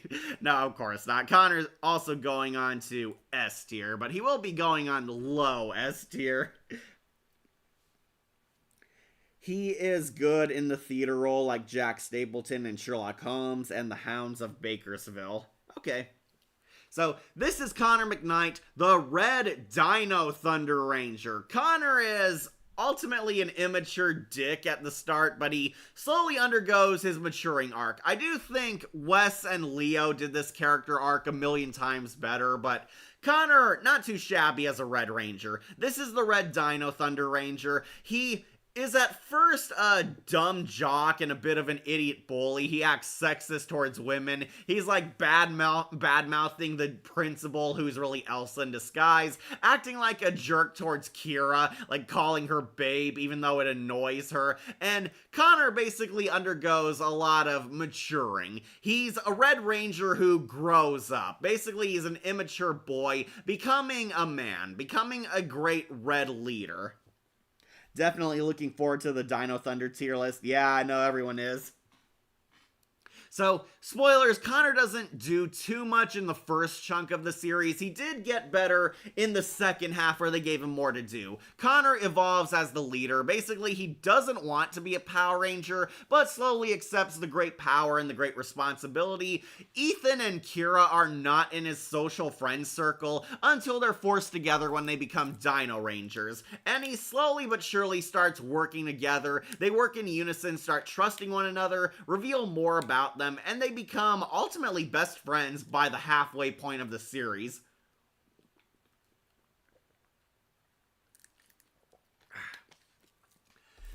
I do like how Connor is very distrustful of Trent, and this is why he's on S tier. He realizes there's something off with Trent, and ultimately he was right because Trent was the evil White Ranger all along who was trying to kill them on a daily basis. And yeah, Connor definitely has his smart moments. Connor basically becomes a worthy Red Ranger as the show goes on. He starts listening to his friends, starts listening to Tommy, and ultimately helps defeat Mesogog and saves Trent from his evil White Ranger persona.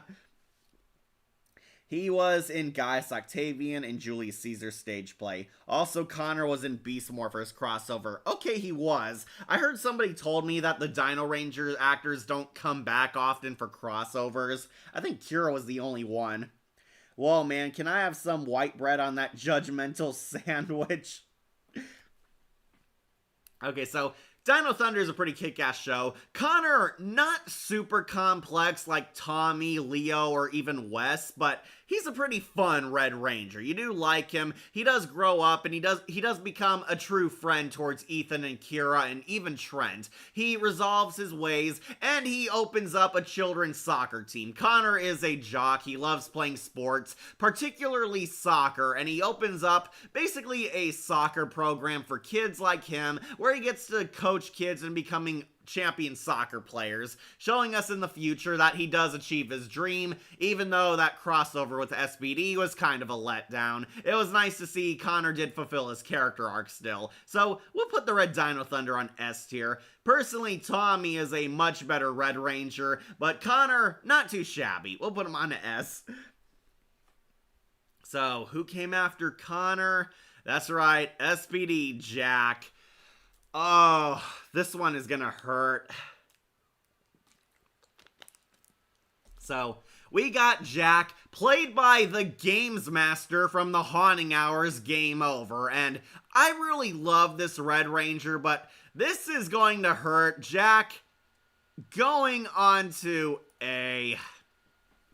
I really wanted to put this guy onto S tier, even back on my SPD tier, but unfortunately he didn't for one big reason: the finale. Jack is a very cool Red Ranger, honestly, but the finale kinda screwed him over and royally butchered his character to me. Now, it wasn't out of character what they did with him, and honestly could have worked, but the writing for the finale was extremely and painfully rushed, and it felt like they were basically dumping Jack as quick as they could. Brandon J. McLaren. Okay.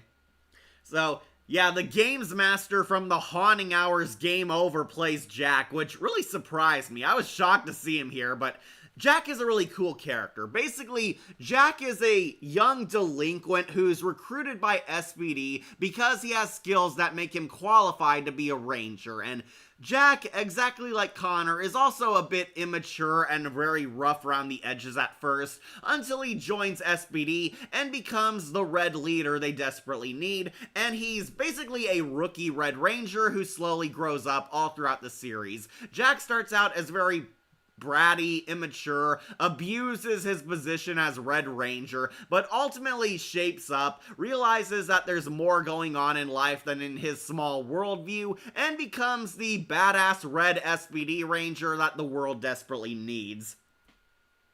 Like I said, should have been a 3-part finale, fully agree. He was the Skater Dude number 2 in Scooby-Doo 2 Monsters Unleashed. Skater Dude, I have to look for him then.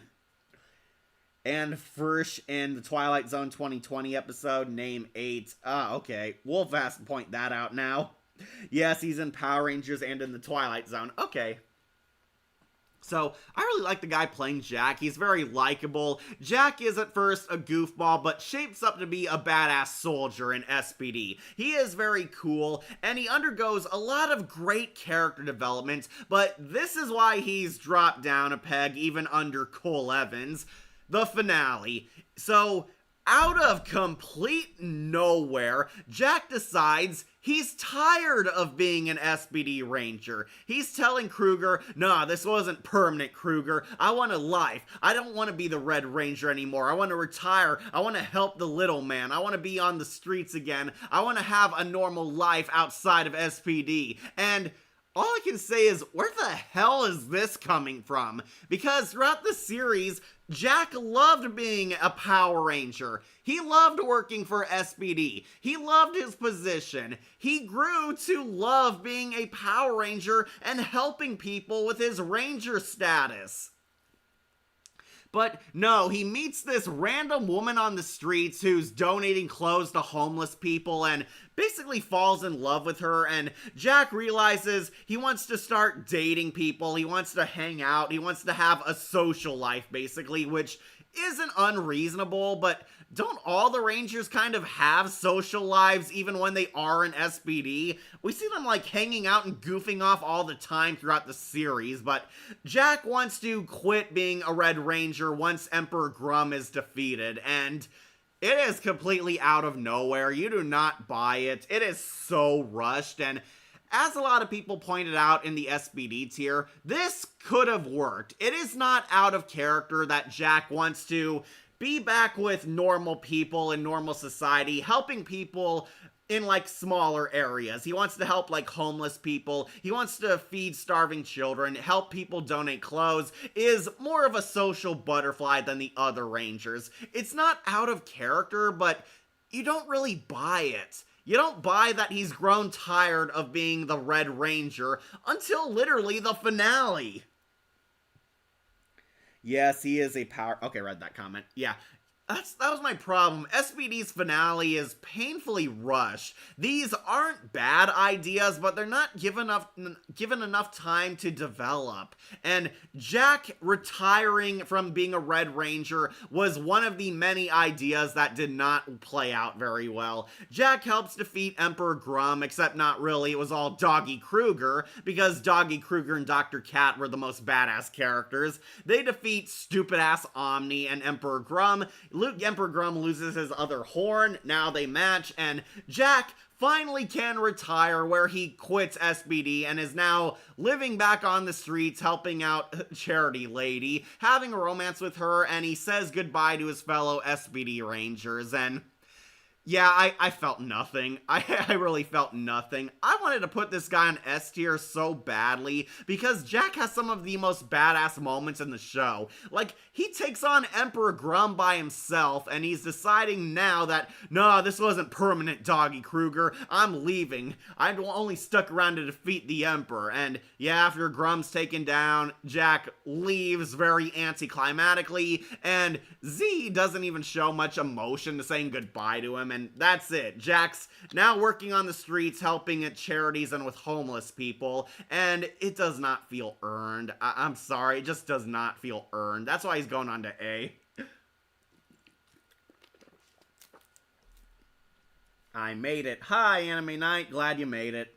So, I guess while we're here, we should also talk about the other ones. Let's do Sky. So, after Jack abruptly retires from SPD at like the ripe age of 20, he gives the position of Red over to Sky. Sky is initially the Blue Ranger, but proves himself and grows up himself into being a Red Ranger like his dad. So, Sky might go on to A2, mostly because he's mainly the Blue Ranger all throughout SPD. Sky is initially, like Connor, a bit of a sexist, arrogant dick. He doesn't take being an SPD officer super seriously. He's kind of arrogant, very brash, acts like an insufferable know-it-all, and he basically undergoes a humbling journey to earn being the Red Ranger. We find out the entire series was really a secret test for Sky to prove himself that he was worthy to carry on the Red Ranger mantle. Alex is not a bad ranger. Yes, he is, and he's here with TJ Ira because they both suck. Alex is a terrible leader, and TJ destroyed the command center and lost Zordon. I remember how there was a rumor that Sky's father was Wes. Yeah, because he had the Time Force suit. Chris Violet is his actor. Well, he did help people. So yeah, Sky did have the abilities to be a great SPD soldier. The problem was he wasn't worthy to be a leader, and yeah, basically the big twist of SPD, it was all a secret test of character for Sky. Sky is the Blue Ranger originally, and he's forced to submit to Jack's authority. Jack comes in and is basically given the Red Ranger mantle, and Sky has to basically suck it up, deal with it, take commands from somebody else, and Sky undergoes his humbling adventure until at the end of the series he becomes Red Ranger. And I like Sky. He is an S-tier Blue Ranger, but the only reason he's not S-tier on here is because his tenure as a Red Ranger is kind of short-lived. He becomes Red at the end of the series. He has a YouTube channel. They all have YouTube channels. And he's Britch Wheaton in Star Trek Discovery. Oh god, was he the stupid sexist guy that was mean to Sasha? So, I like Sky. If this was a Blue Ranger's tier list, he would be on S-tier, but it's a Red tier list, and he wasn't Red Ranger for long, but because we got attached to him, he'll be here on A next to Jack. That finale had so many good ideas, but they were just rushed out. And we get our last SPD Ranger, Charlie. Charlie, the Red Ranger from A Squad. This is Charlie, who is also going on to absolute trash because she completely backstabbed humanity and betrayed everyone to whore herself out to Emperor Grum. So, mega ultra spoilers for the SPD finale. This is Charlie, the first female Red Ranger, and the first evil Power Ranger. Charlie and A Squad are dispatched in the beginning of the series to go after Emperor Grum, but mysteriously disappear. Then they return in like the finale arc, where it's revealed that, oh, A Squad actually sold out humanity and betrayed them to serve Emperor Grum in his new regime.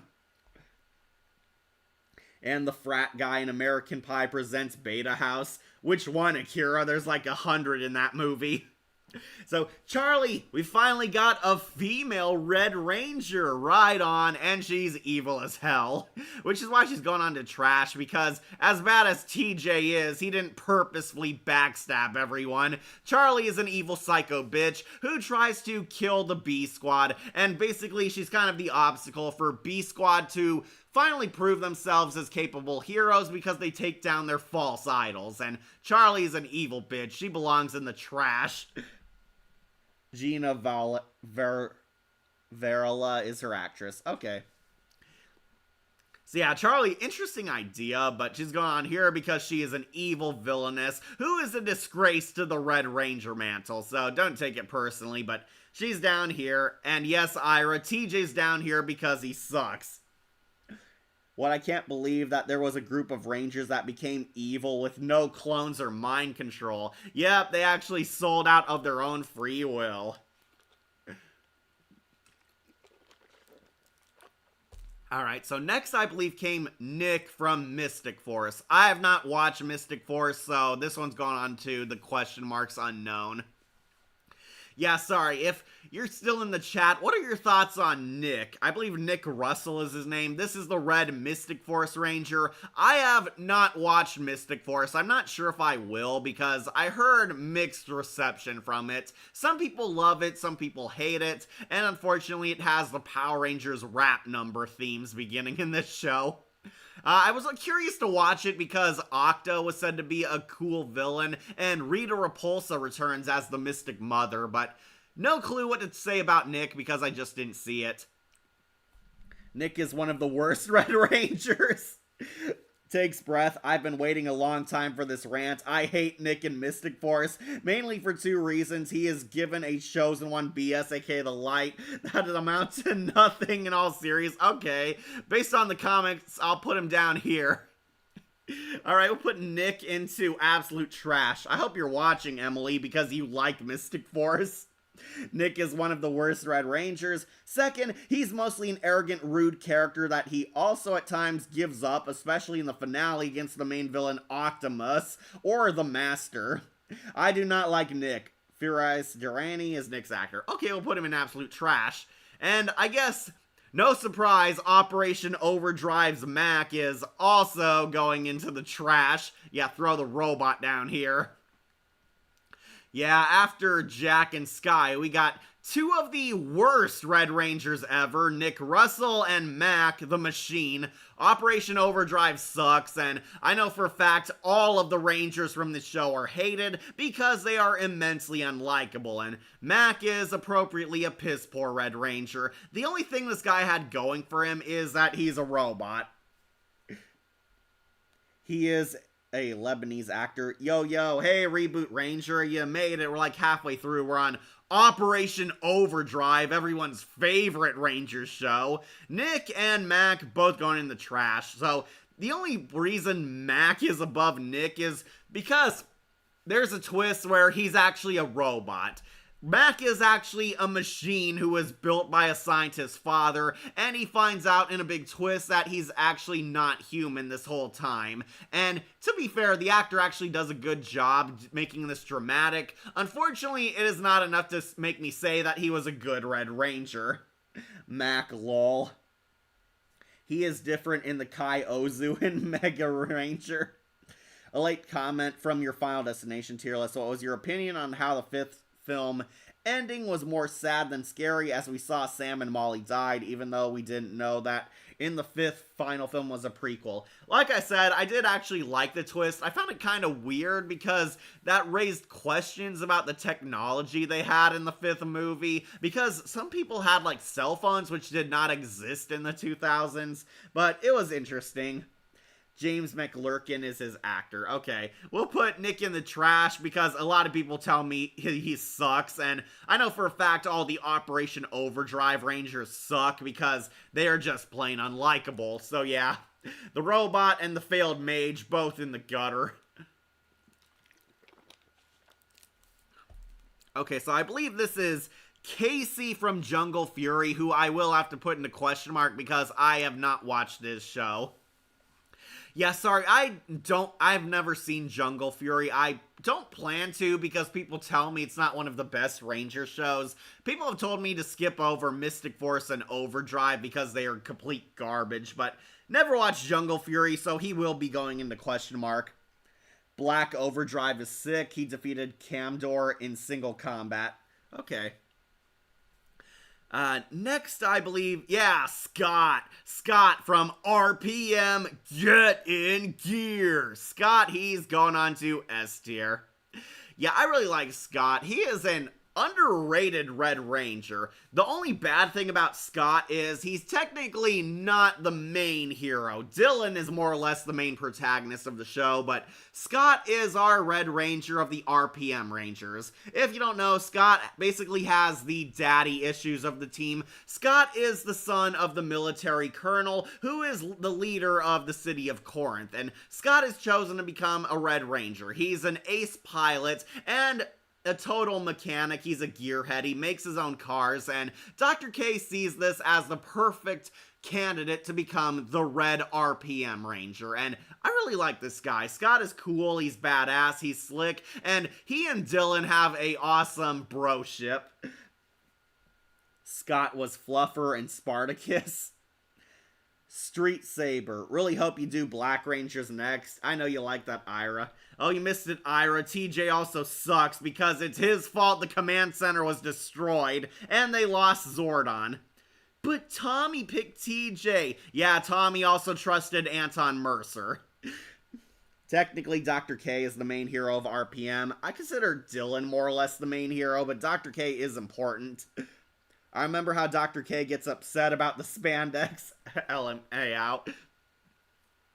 Okay, so I said this before on my RPM tier list, but I like that Scott and the Colonel basically have the dynamic I was hoping Captain Mitchell and Dana would have, where the leader is one of the important commanders of the Power Rangers unit, and their child is one of the Rangers, and unfortunately Dana did not get that because Dana was a severely underused character, but Scott kind of had that. Scott has daddy issues. He wants to impress his dad. His dad is unimpressed by him and his accomplishments, and basically wants to gain his approval, trying to prove that he is a hero, that he is fully capable of being just as badass as his father, and basically wants recognition from that. Scott's dad has basically never told his son that he loved him. He even gave a Medal of Honor to Jem over him, even though both him and the Gold Ranger saved lives that day.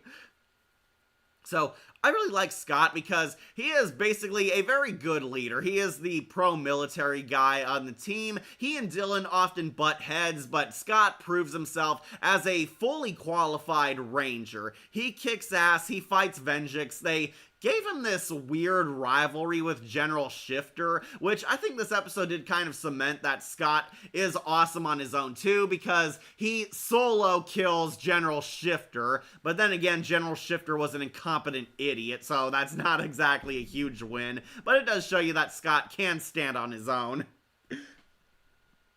Jason Smith played Red Jungle Fury. That is not spandex. Casey Rhodes is cool, gets his helmet busted in the opening battle. Yeah, he did. TJ was a terrible Blue Ranger as well.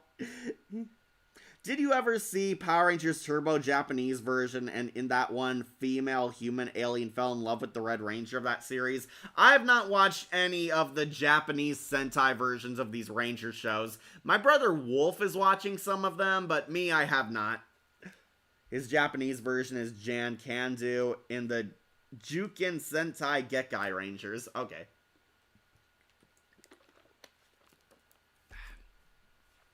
So, of course, at the end of the series, Scott finally proves himself where he, Flynn, and Summer have their final stand against Venjix in his final form. Basically, we find out this is a trap. They're luring Venjix out in the open, fighting him directly under the command tower, while Dylan and Tenaya 7 destroy it. And Scott puts up a very kick-ass battle here. They're all fighting. They're even getting their asses kicked by Venjix. And it turns out their plan worked. They successfully dupe the computer, and Venjix dies. Or does he? Where he loses his ultimate form, and they destroy the virus and save the Earth. And Scott ultimately fulfills his character arc. He gains approval of his dad and gets a military promotion where he, Jem, and Gemma become leaders in the military Air Force, I believe. And that's kind of the end of Scott's story. The only downside is Summer chose Dylan over him.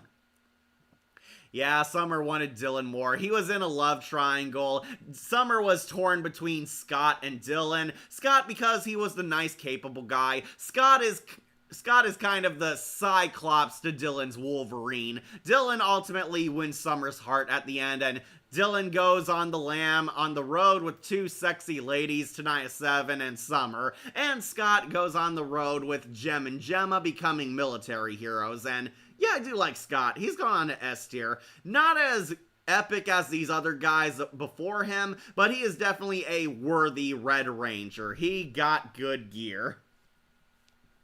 To put Connor over Jack is crazy. His compassion was boundless for his team. Oh, Emmanuel, if you're just showing up, I wanted to put Jack on the S tier, but what dropped him is the finale. I did not like how the finale did Jack dirty. It was very disappointing and very rushed, and it could have worked, but the way they got rid of Jack felt like they were just trying to dump him for Sky. So, yeah, SBD's finale costed Jack an S tier. And they didn't return in Beast Morphers. Maybe he's in the Wolf Ranger. Okay, so Scott's going on to S tier for sure. Then, after Scott came, oh boy, the Nickelodeon shows. This is Jaden from, I believe, Samurai. I watched one episode of Samurai, then never again. It was not for me, so I might have to put Jaden onto question mark, unless people in the comments can convince me otherwise. I don't know anything about this Power Ranger. And I think Ziggy, that's Jaden Shee, but yeah, okay. I tried watching Power Ranger Samurai, did not get into it, and I'm probably not going to rewatch it, but don't know anything about Jaden, unless he's one of the worst Reds ever. We'll put him on the question mark. Then came, oh boy, everyone's favorite about the white girl with Jack. Yeah, that was the worst part of the finale, was.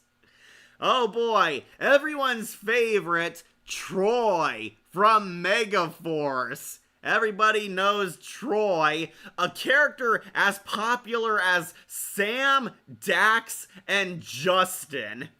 Yeah, Troy going on to trash. We'll put him above Mystic Force, Nick. Okay, is there anybody out there who likes Troy? Troy is one of the most disliked Rangers ever. Yeah, he's up there next to Sam, Jax, and Justin, and how god-awful a Ranger he is. And I think Ziggy and Dr. K started a relationship. Yeah, they did. Ziggy and Dr. K hooked up. He was in the Karate Kid. Okay, didn't know that.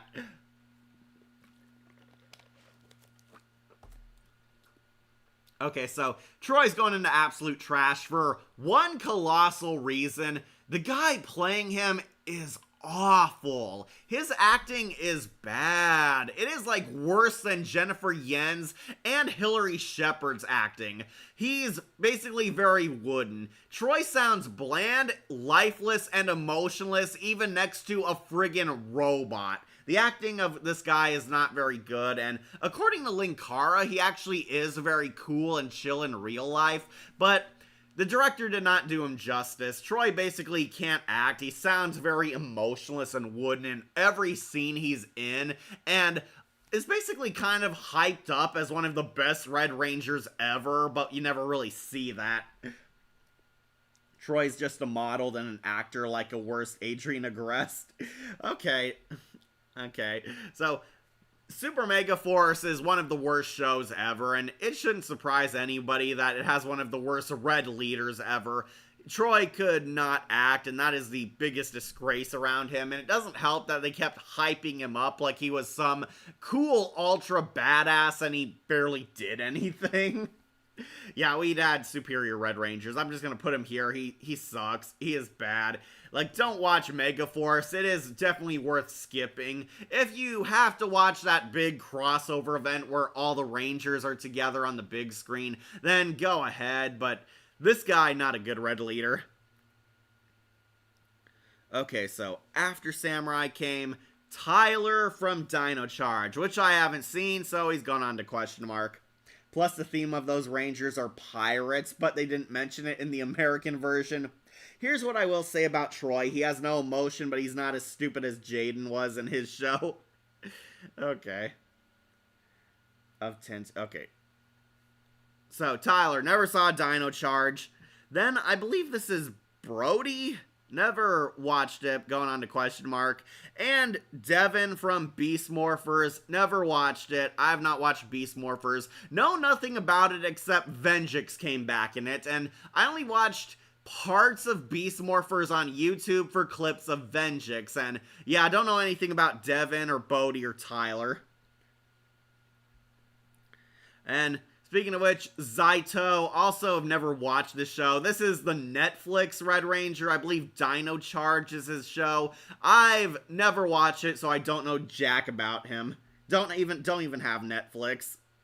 And Amelia, the first female Red Ranger who's a good guy. Never watched it. This is the Cosmic Fury Red Ranger, and I've never seen it. I don't have Netflix, so I've never watched any of the Netflix Power Ranger shows. Brody's cool, like, awesome moment with his actor. Okay, so people say. I heard people like Brody and Devin, but never heard anyone talk about Zaito or Amelia. Like, the only reason people talk about Amelia is because she's a girl Red Ranger. But we already had that with Charlie.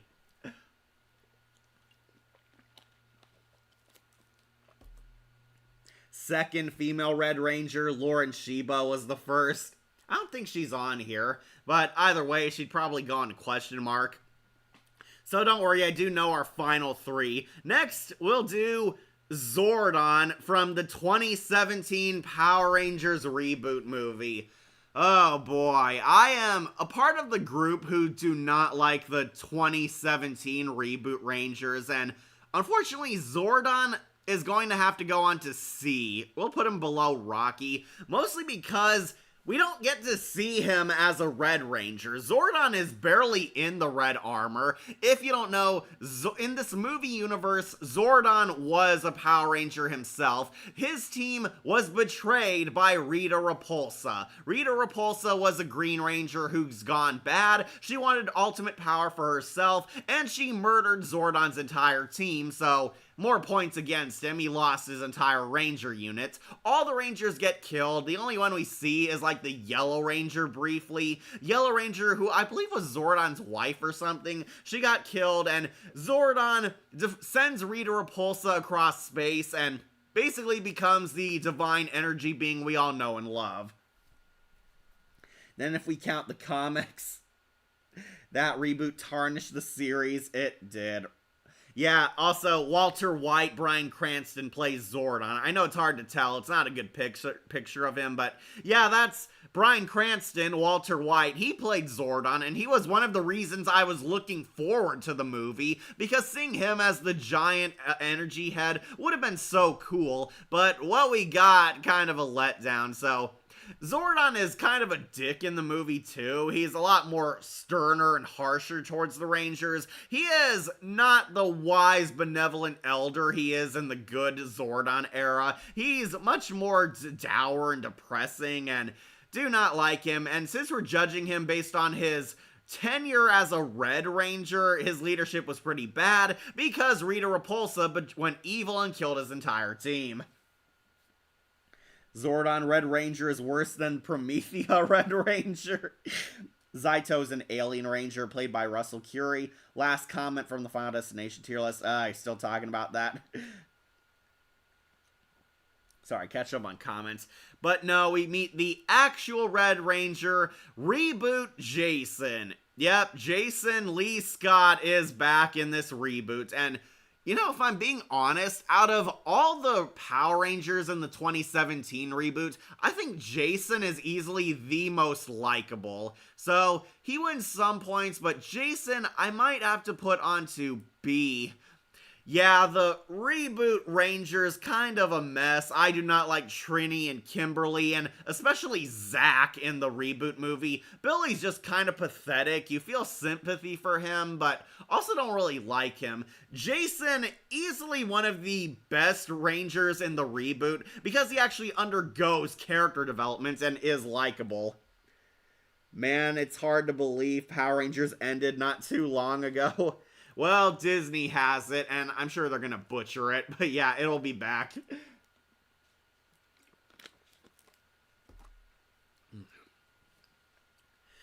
Alright, so anyways, Jason in the reboot, I actually did grow to like him. Jason is the only character who becomes better throughout the movie. He undergoes a lot more character development, whereas the other kids did not. So the 2017 Power Rangers is a full-blown reboot movie of the Mighty Morphin team. Jason is once again the red leader of the team. Jason's kind of a troublemaker who matures, kind of exactly like Connor McKnight here. Jason like pulled a prank where he had like a cow break into somebody's house. It was kind of weird even for the Angel Grove, but yeah. I wish they had showed the battle before that movie started and not the aftermath. Yeah, that would have been pretty cool. Movie Zordon led his entire team to their deaths.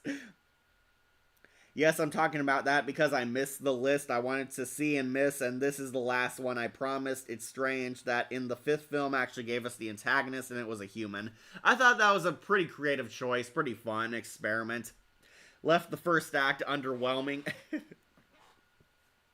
Okay, so Jason, basically he has the most healthy home life. Jason is called out, he's a brat, he's a troublemaker, doesn't take anything seriously until he becomes a Power Ranger. Jason does stand up to idiot bullies, so that won him some points. He, defends Billy from this bully who is ironically not Bulk or Skull, so wasted opportunity there. Jason defends Billy from the helpless, showing that Jason does have a good heart deep down. He instantly gravitates towards being a Power Ranger, but does not take it seriously. It is fun in games, and again, Jason kind of felt more like Connor than he did the actual Jason Lee Scott. But I do like him, he matures, and his best moment easily is after he accidentally gets Billy killed under his command. Billy dies in the movie, and Jason is freaking out and completely broken by it, and kind of surprised one of the kids actually feels bad for doing wrong in the movie, which I did not expect because the Rangers were all so unlikable in this. The Japanese version of Dino Charge is Daigou Kiryu. I can't believe they made Angel Grove into a small farm town rather than a big city. Billy should have died in battle, not drowning. Yeah, I agree.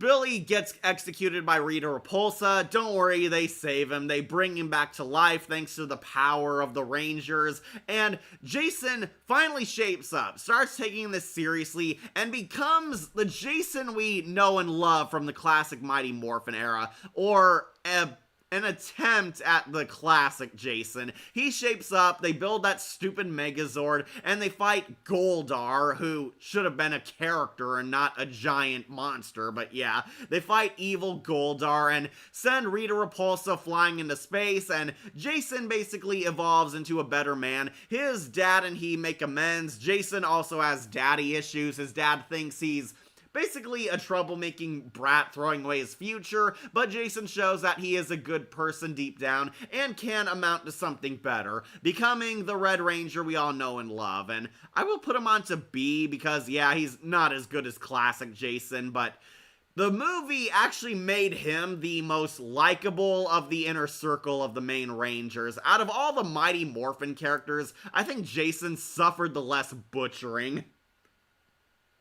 The comic book release had a better fight. That Rita fight scene was so trash. Yeah, it was. They even ruined Rita as she wasn't a hot villainess. Well, I didn't complain about that, but yeah, she was not Rita Repulsa. She looked more like Divatox, if I'm being honest, but Rita being a former Power Ranger, not a bad idea, but the reboot wasted a lot of good ideas. Anyways, reboot Jason, I'll put him on a B. There was definitely a better effort, and he was easily the most likable of all the garbage reboot Rangers. Yeah, especially Zack was horribly butchered, and they made Trini ugly and annoying, and Kimberly was a straight-up bully. Do not like what they did to Kimberly. But yeah, reboot Jason, not too shabby, but has a lot of room for improvement. And now, finally, let's end this on a high note with Psycho Red, the Red Psycho Ranger from In Space and or Lost Galaxy. Psycho Red going on to S tier. We'll put him under Jason, but I will put him above Tommy because I like him as a villain. I'm back, and I'll say this, I actually recommend checking out Dino Charge because that's actually one of the better Nickelodeon Power Rangers seasons. Well, despite the ending. Okay, I've not seen it. Sorry, I've not seen most of the Nickelodeon era shows or the Disney shows because I'm told they are pretty bad. But yeah, we're on Psycho Red, ending this list on a high note. This is the Red Psycho Ranger. Yeah, we are including the Psycho Rangers on these lists because they're pretty awesome. I think the only one we might not include is Psycho Green because he's from a comic, but we'll see it when we get there. And Tyler from Dino Charge would be an A from me. Oh, you did like Tyler. Okay. I have not seen Dino Charge, so he's gone on to question mark just because of my biases. Wait, where's the red comic Fury Ranger? He's not on here. Took that personal.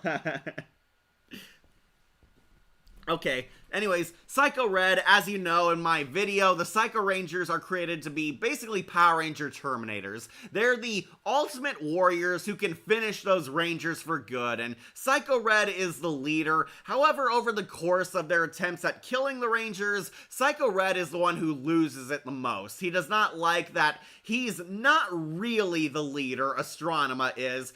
Astronema and Ecliptor are bossing him around, holding him back. He's grown completely obsessed with killing the Red Ranger to the point of even backstabbing his own teammates. And this made him far more lethal next to the other Rangers. He, is totally obsessed with killing Andros, wants him dead at all costs, and basically screws over his team in their final battle. Like, Psycho Black and Psycho Yellow are actually winning, and they have the Rangers on the ropes, but Psycho Red goes full-blown meltdown, beats Psycho Yellow out of the Megazord she's controlling, and rips out the Red Ranger and has a land fight on the grassland, and pretty much costs them their easy victory because he's so unhinged.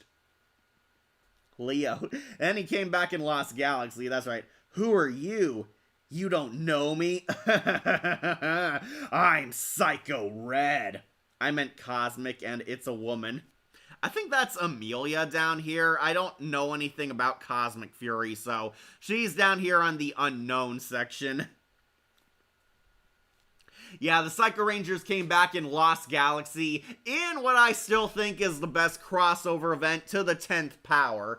The Lost Galaxy Rangers and the Space Rangers double team against the Psycho Rangers, and we get to see Leo and Andros fight Psycho Red in the last battle, and unfortunately this is Psycho Red's end. He was one of the Psychos killed, and only Psycho Pink survived, where she does kill the Pink Ranger eventually, but Psycho Red, I really liked him. Very hot-blooded, very easily angered, very creepy, and was pretty much a worthy opponent for Andros and Leo because he nearly killed them twice and was definitely a hard boss to fight. The Psycho Rangers are all awesome, and even when they're individually judged, I still consider them S-tier Power Ranger villains. So he's up here, and the only reason he's going above Tommy is because I have not watched Zeo.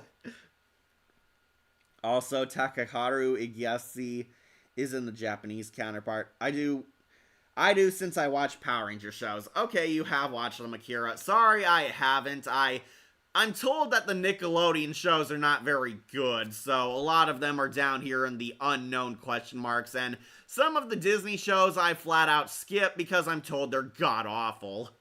And yeah, based on Linkara's Overdrive and Megaforce reviews, I'm not missing much.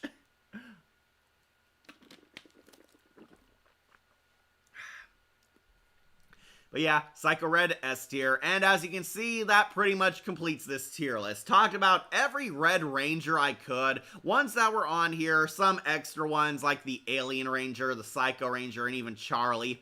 So we'll go over it one last time for any late birds who are just showing up. Also, Go-Go Loser Rangers have Psycho Red. Is Red Keeper, who's crazy. Okay, so yeah. Got a lot more S tier this time, and some A. Got a few unknowns, but we do have some trash Red Rangers, and they are pretty much the ones that everybody in the fandom hates, so yeah. Take one snapshot if you can't see them all. Got a lot of good ones, actually, so yeah, that makes me happy. So we'll go over it one last time for all you late birds who are just showing up. So apparently Nick and Troy are tied for the worst Red Rangers. I do not know enough about Nick, but apparently people in my comment section say this is the worst Red Ranger ever, so we'll put him in the trash. So Nick is bad, Troy sucks, his acting is god-awful. We got the robot Red Ranger from Operation Overdrive, but let's face it, all the Overdrive Rangers suck. Fuck Alex, he is a awful leader, and Charlie is a complete traitor to the human race, she belongs down here, and TJ, who I hate because he is a god-awful leader, a god-awful replacement for Tommy, and was at fault for losing the command center, the Turbo Zords, and Zordon to the bad guys. But Tommy Oliver trusted TJ. Yeah, he also trusted Anton Mercer. Andros is the best. Nick, alright. His battleizer is a bit underwhelming. Andros is the best. He is up here. Then in the question marks, sorry, I got Nick, Casey, Jaden, Tyler, Brody, Zaito, Amelia, and Devin, who I just don't know. I haven't watched these shows, okay? I'm probably not going to watch these shows because... one, people tell me that Nickelodeon really sucks at Power Rangers, and I do not have any interest in watching the garbage Disney shows. And I don't own Netflix, so I won't be seeing Zaito or Amelia. But yeah, just haven't watched these, can't judge them. Then C, our weak Rangers. We have Zordon from the movie, who is barely a Red Ranger, and Rocky, who was a letdown of a replacement for the fan favorite Jason. Then in B tier, the alright ones, we have Red Alien Ranger, who didn't do much. We have Shane, who is not one of my favorites. And we have Jason, who is easily the best of the movie Ranger cast. These guys were fine, but nothing to go home writing about. They weren't all that great as Rangers, but honestly not too bad. I'll put them on B tier. Then in A, we have our awesome entries. We have Sky, Jack, Cole Evans, and Hunter, the Red Thunder Ranger. These guys were pretty good. They almost made it to S tier, but we're missing that extra push. It really pains me to put Jack down here the most because I really liked this guy, but unfortunately that finale did not do him justice. Black and Tyson, odd, still epic fights. Also Japanese, okay. It is done, and this is Dragon Ranger Kira signing off, and Batkid Shinobi is leaving early. Okay, he left. But finally, let's talk about our S tiers, the perfect Reds. We have Connor from Dino Thunder, he is cool. We have Scott from RPM, Get in Gear, underrated. Fan favorite Tommy Oliver, because of course he is. Tommy Oliver is one of the best Power Rangers ever, so he'll make it on S tier even as a Red Zeo Ranger. Psycho Red, awesome kick-ass villain, the best evil Red Ranger ever. Jason. Okay, I like Jason Lee Scott, but I do think he was kind of outclassed by some other Reds, as you can see, but Jason's a classic. Of course he's going up here. Eric, the Quantum Ranger. Yeah, it is a bit odd we're counting him, but he was in the Forever Red crossover. Eric, great redemption arc, great kick-ass character, and they got Virgil from Devil May Cry to be a 6th Ranger. Then, our top 4, Andros. Really love Andros. He's a cool Space Ranger. He helped save the galaxy and is the ultimate hero of the Zordon era to me. The Red Space Ranger is still badass to this very day. Leo, one of my all-time favorite Red Rangers. I love Leo's arc, the classic hero's journey done justice. Leo is an awesome character, and I love his story of going from a loser nobody to the greatest hero of space. He is definitely a worthy Red. Then, Wes Collins. This guy literally changed history and earned a place in Power Rangers history. Wes is easily my second favorite Red Ranger, and Time Force is definitely a million times better thanks to him and Jen's romance. And number 1, Carter Grayson. Was there really any doubt? Carter Grayson is the best Red Ranger ever. I love Lightspeed Rescue, and Carter Grayson is a total badass. This guy is the ultimate Red Ranger. Lightspeed Rescue has one of the best heroes of all time. Carter Grayson is cool. Carter Grayson thinks with his blasters. Carter Grayson fought demons from hell. Carter Grayson cares about saving lives. And you don't get better than a rad Red than Carter Grayson. Well, until next time, may the power protect you. Bye, Shadowlink. Alright, Batkid Shinobi left. So yeah, that completes my list, my top 5 up here. Really love all these guys. Carter Grayson is the number 1 Red Ranger, and Nick is easily 0, the worst Red Ranger ever. So let's complete this tier list. Thank you guys for joining us. We'll see what our next tier list is. I might do another color-coded Ranger tier list. Some people want me to do the Black Ranger, so we'll see that, but all others want me to do the Pink Ranger. We'll see what happens, how things play out, but yeah, this has been fun. These are my favorite Red Rangers, and as you can see, a lot more positive than negative. So, with that, I'll set you guys free. Thank you all for joining us. I have a Goosebumps gallery out on Patreon. Check it out. We're doing the next Slappy arc. Only one more left. Okay, bye everyone. Great video. Thanks, V Scorpio. See you later. So, I'll set you guys free now. Remember to like, comment, share, and subscribe, or just tune in for more videos posted here on Wolf Entertainment. I'm your host, Catastrophe, and may the power be with you.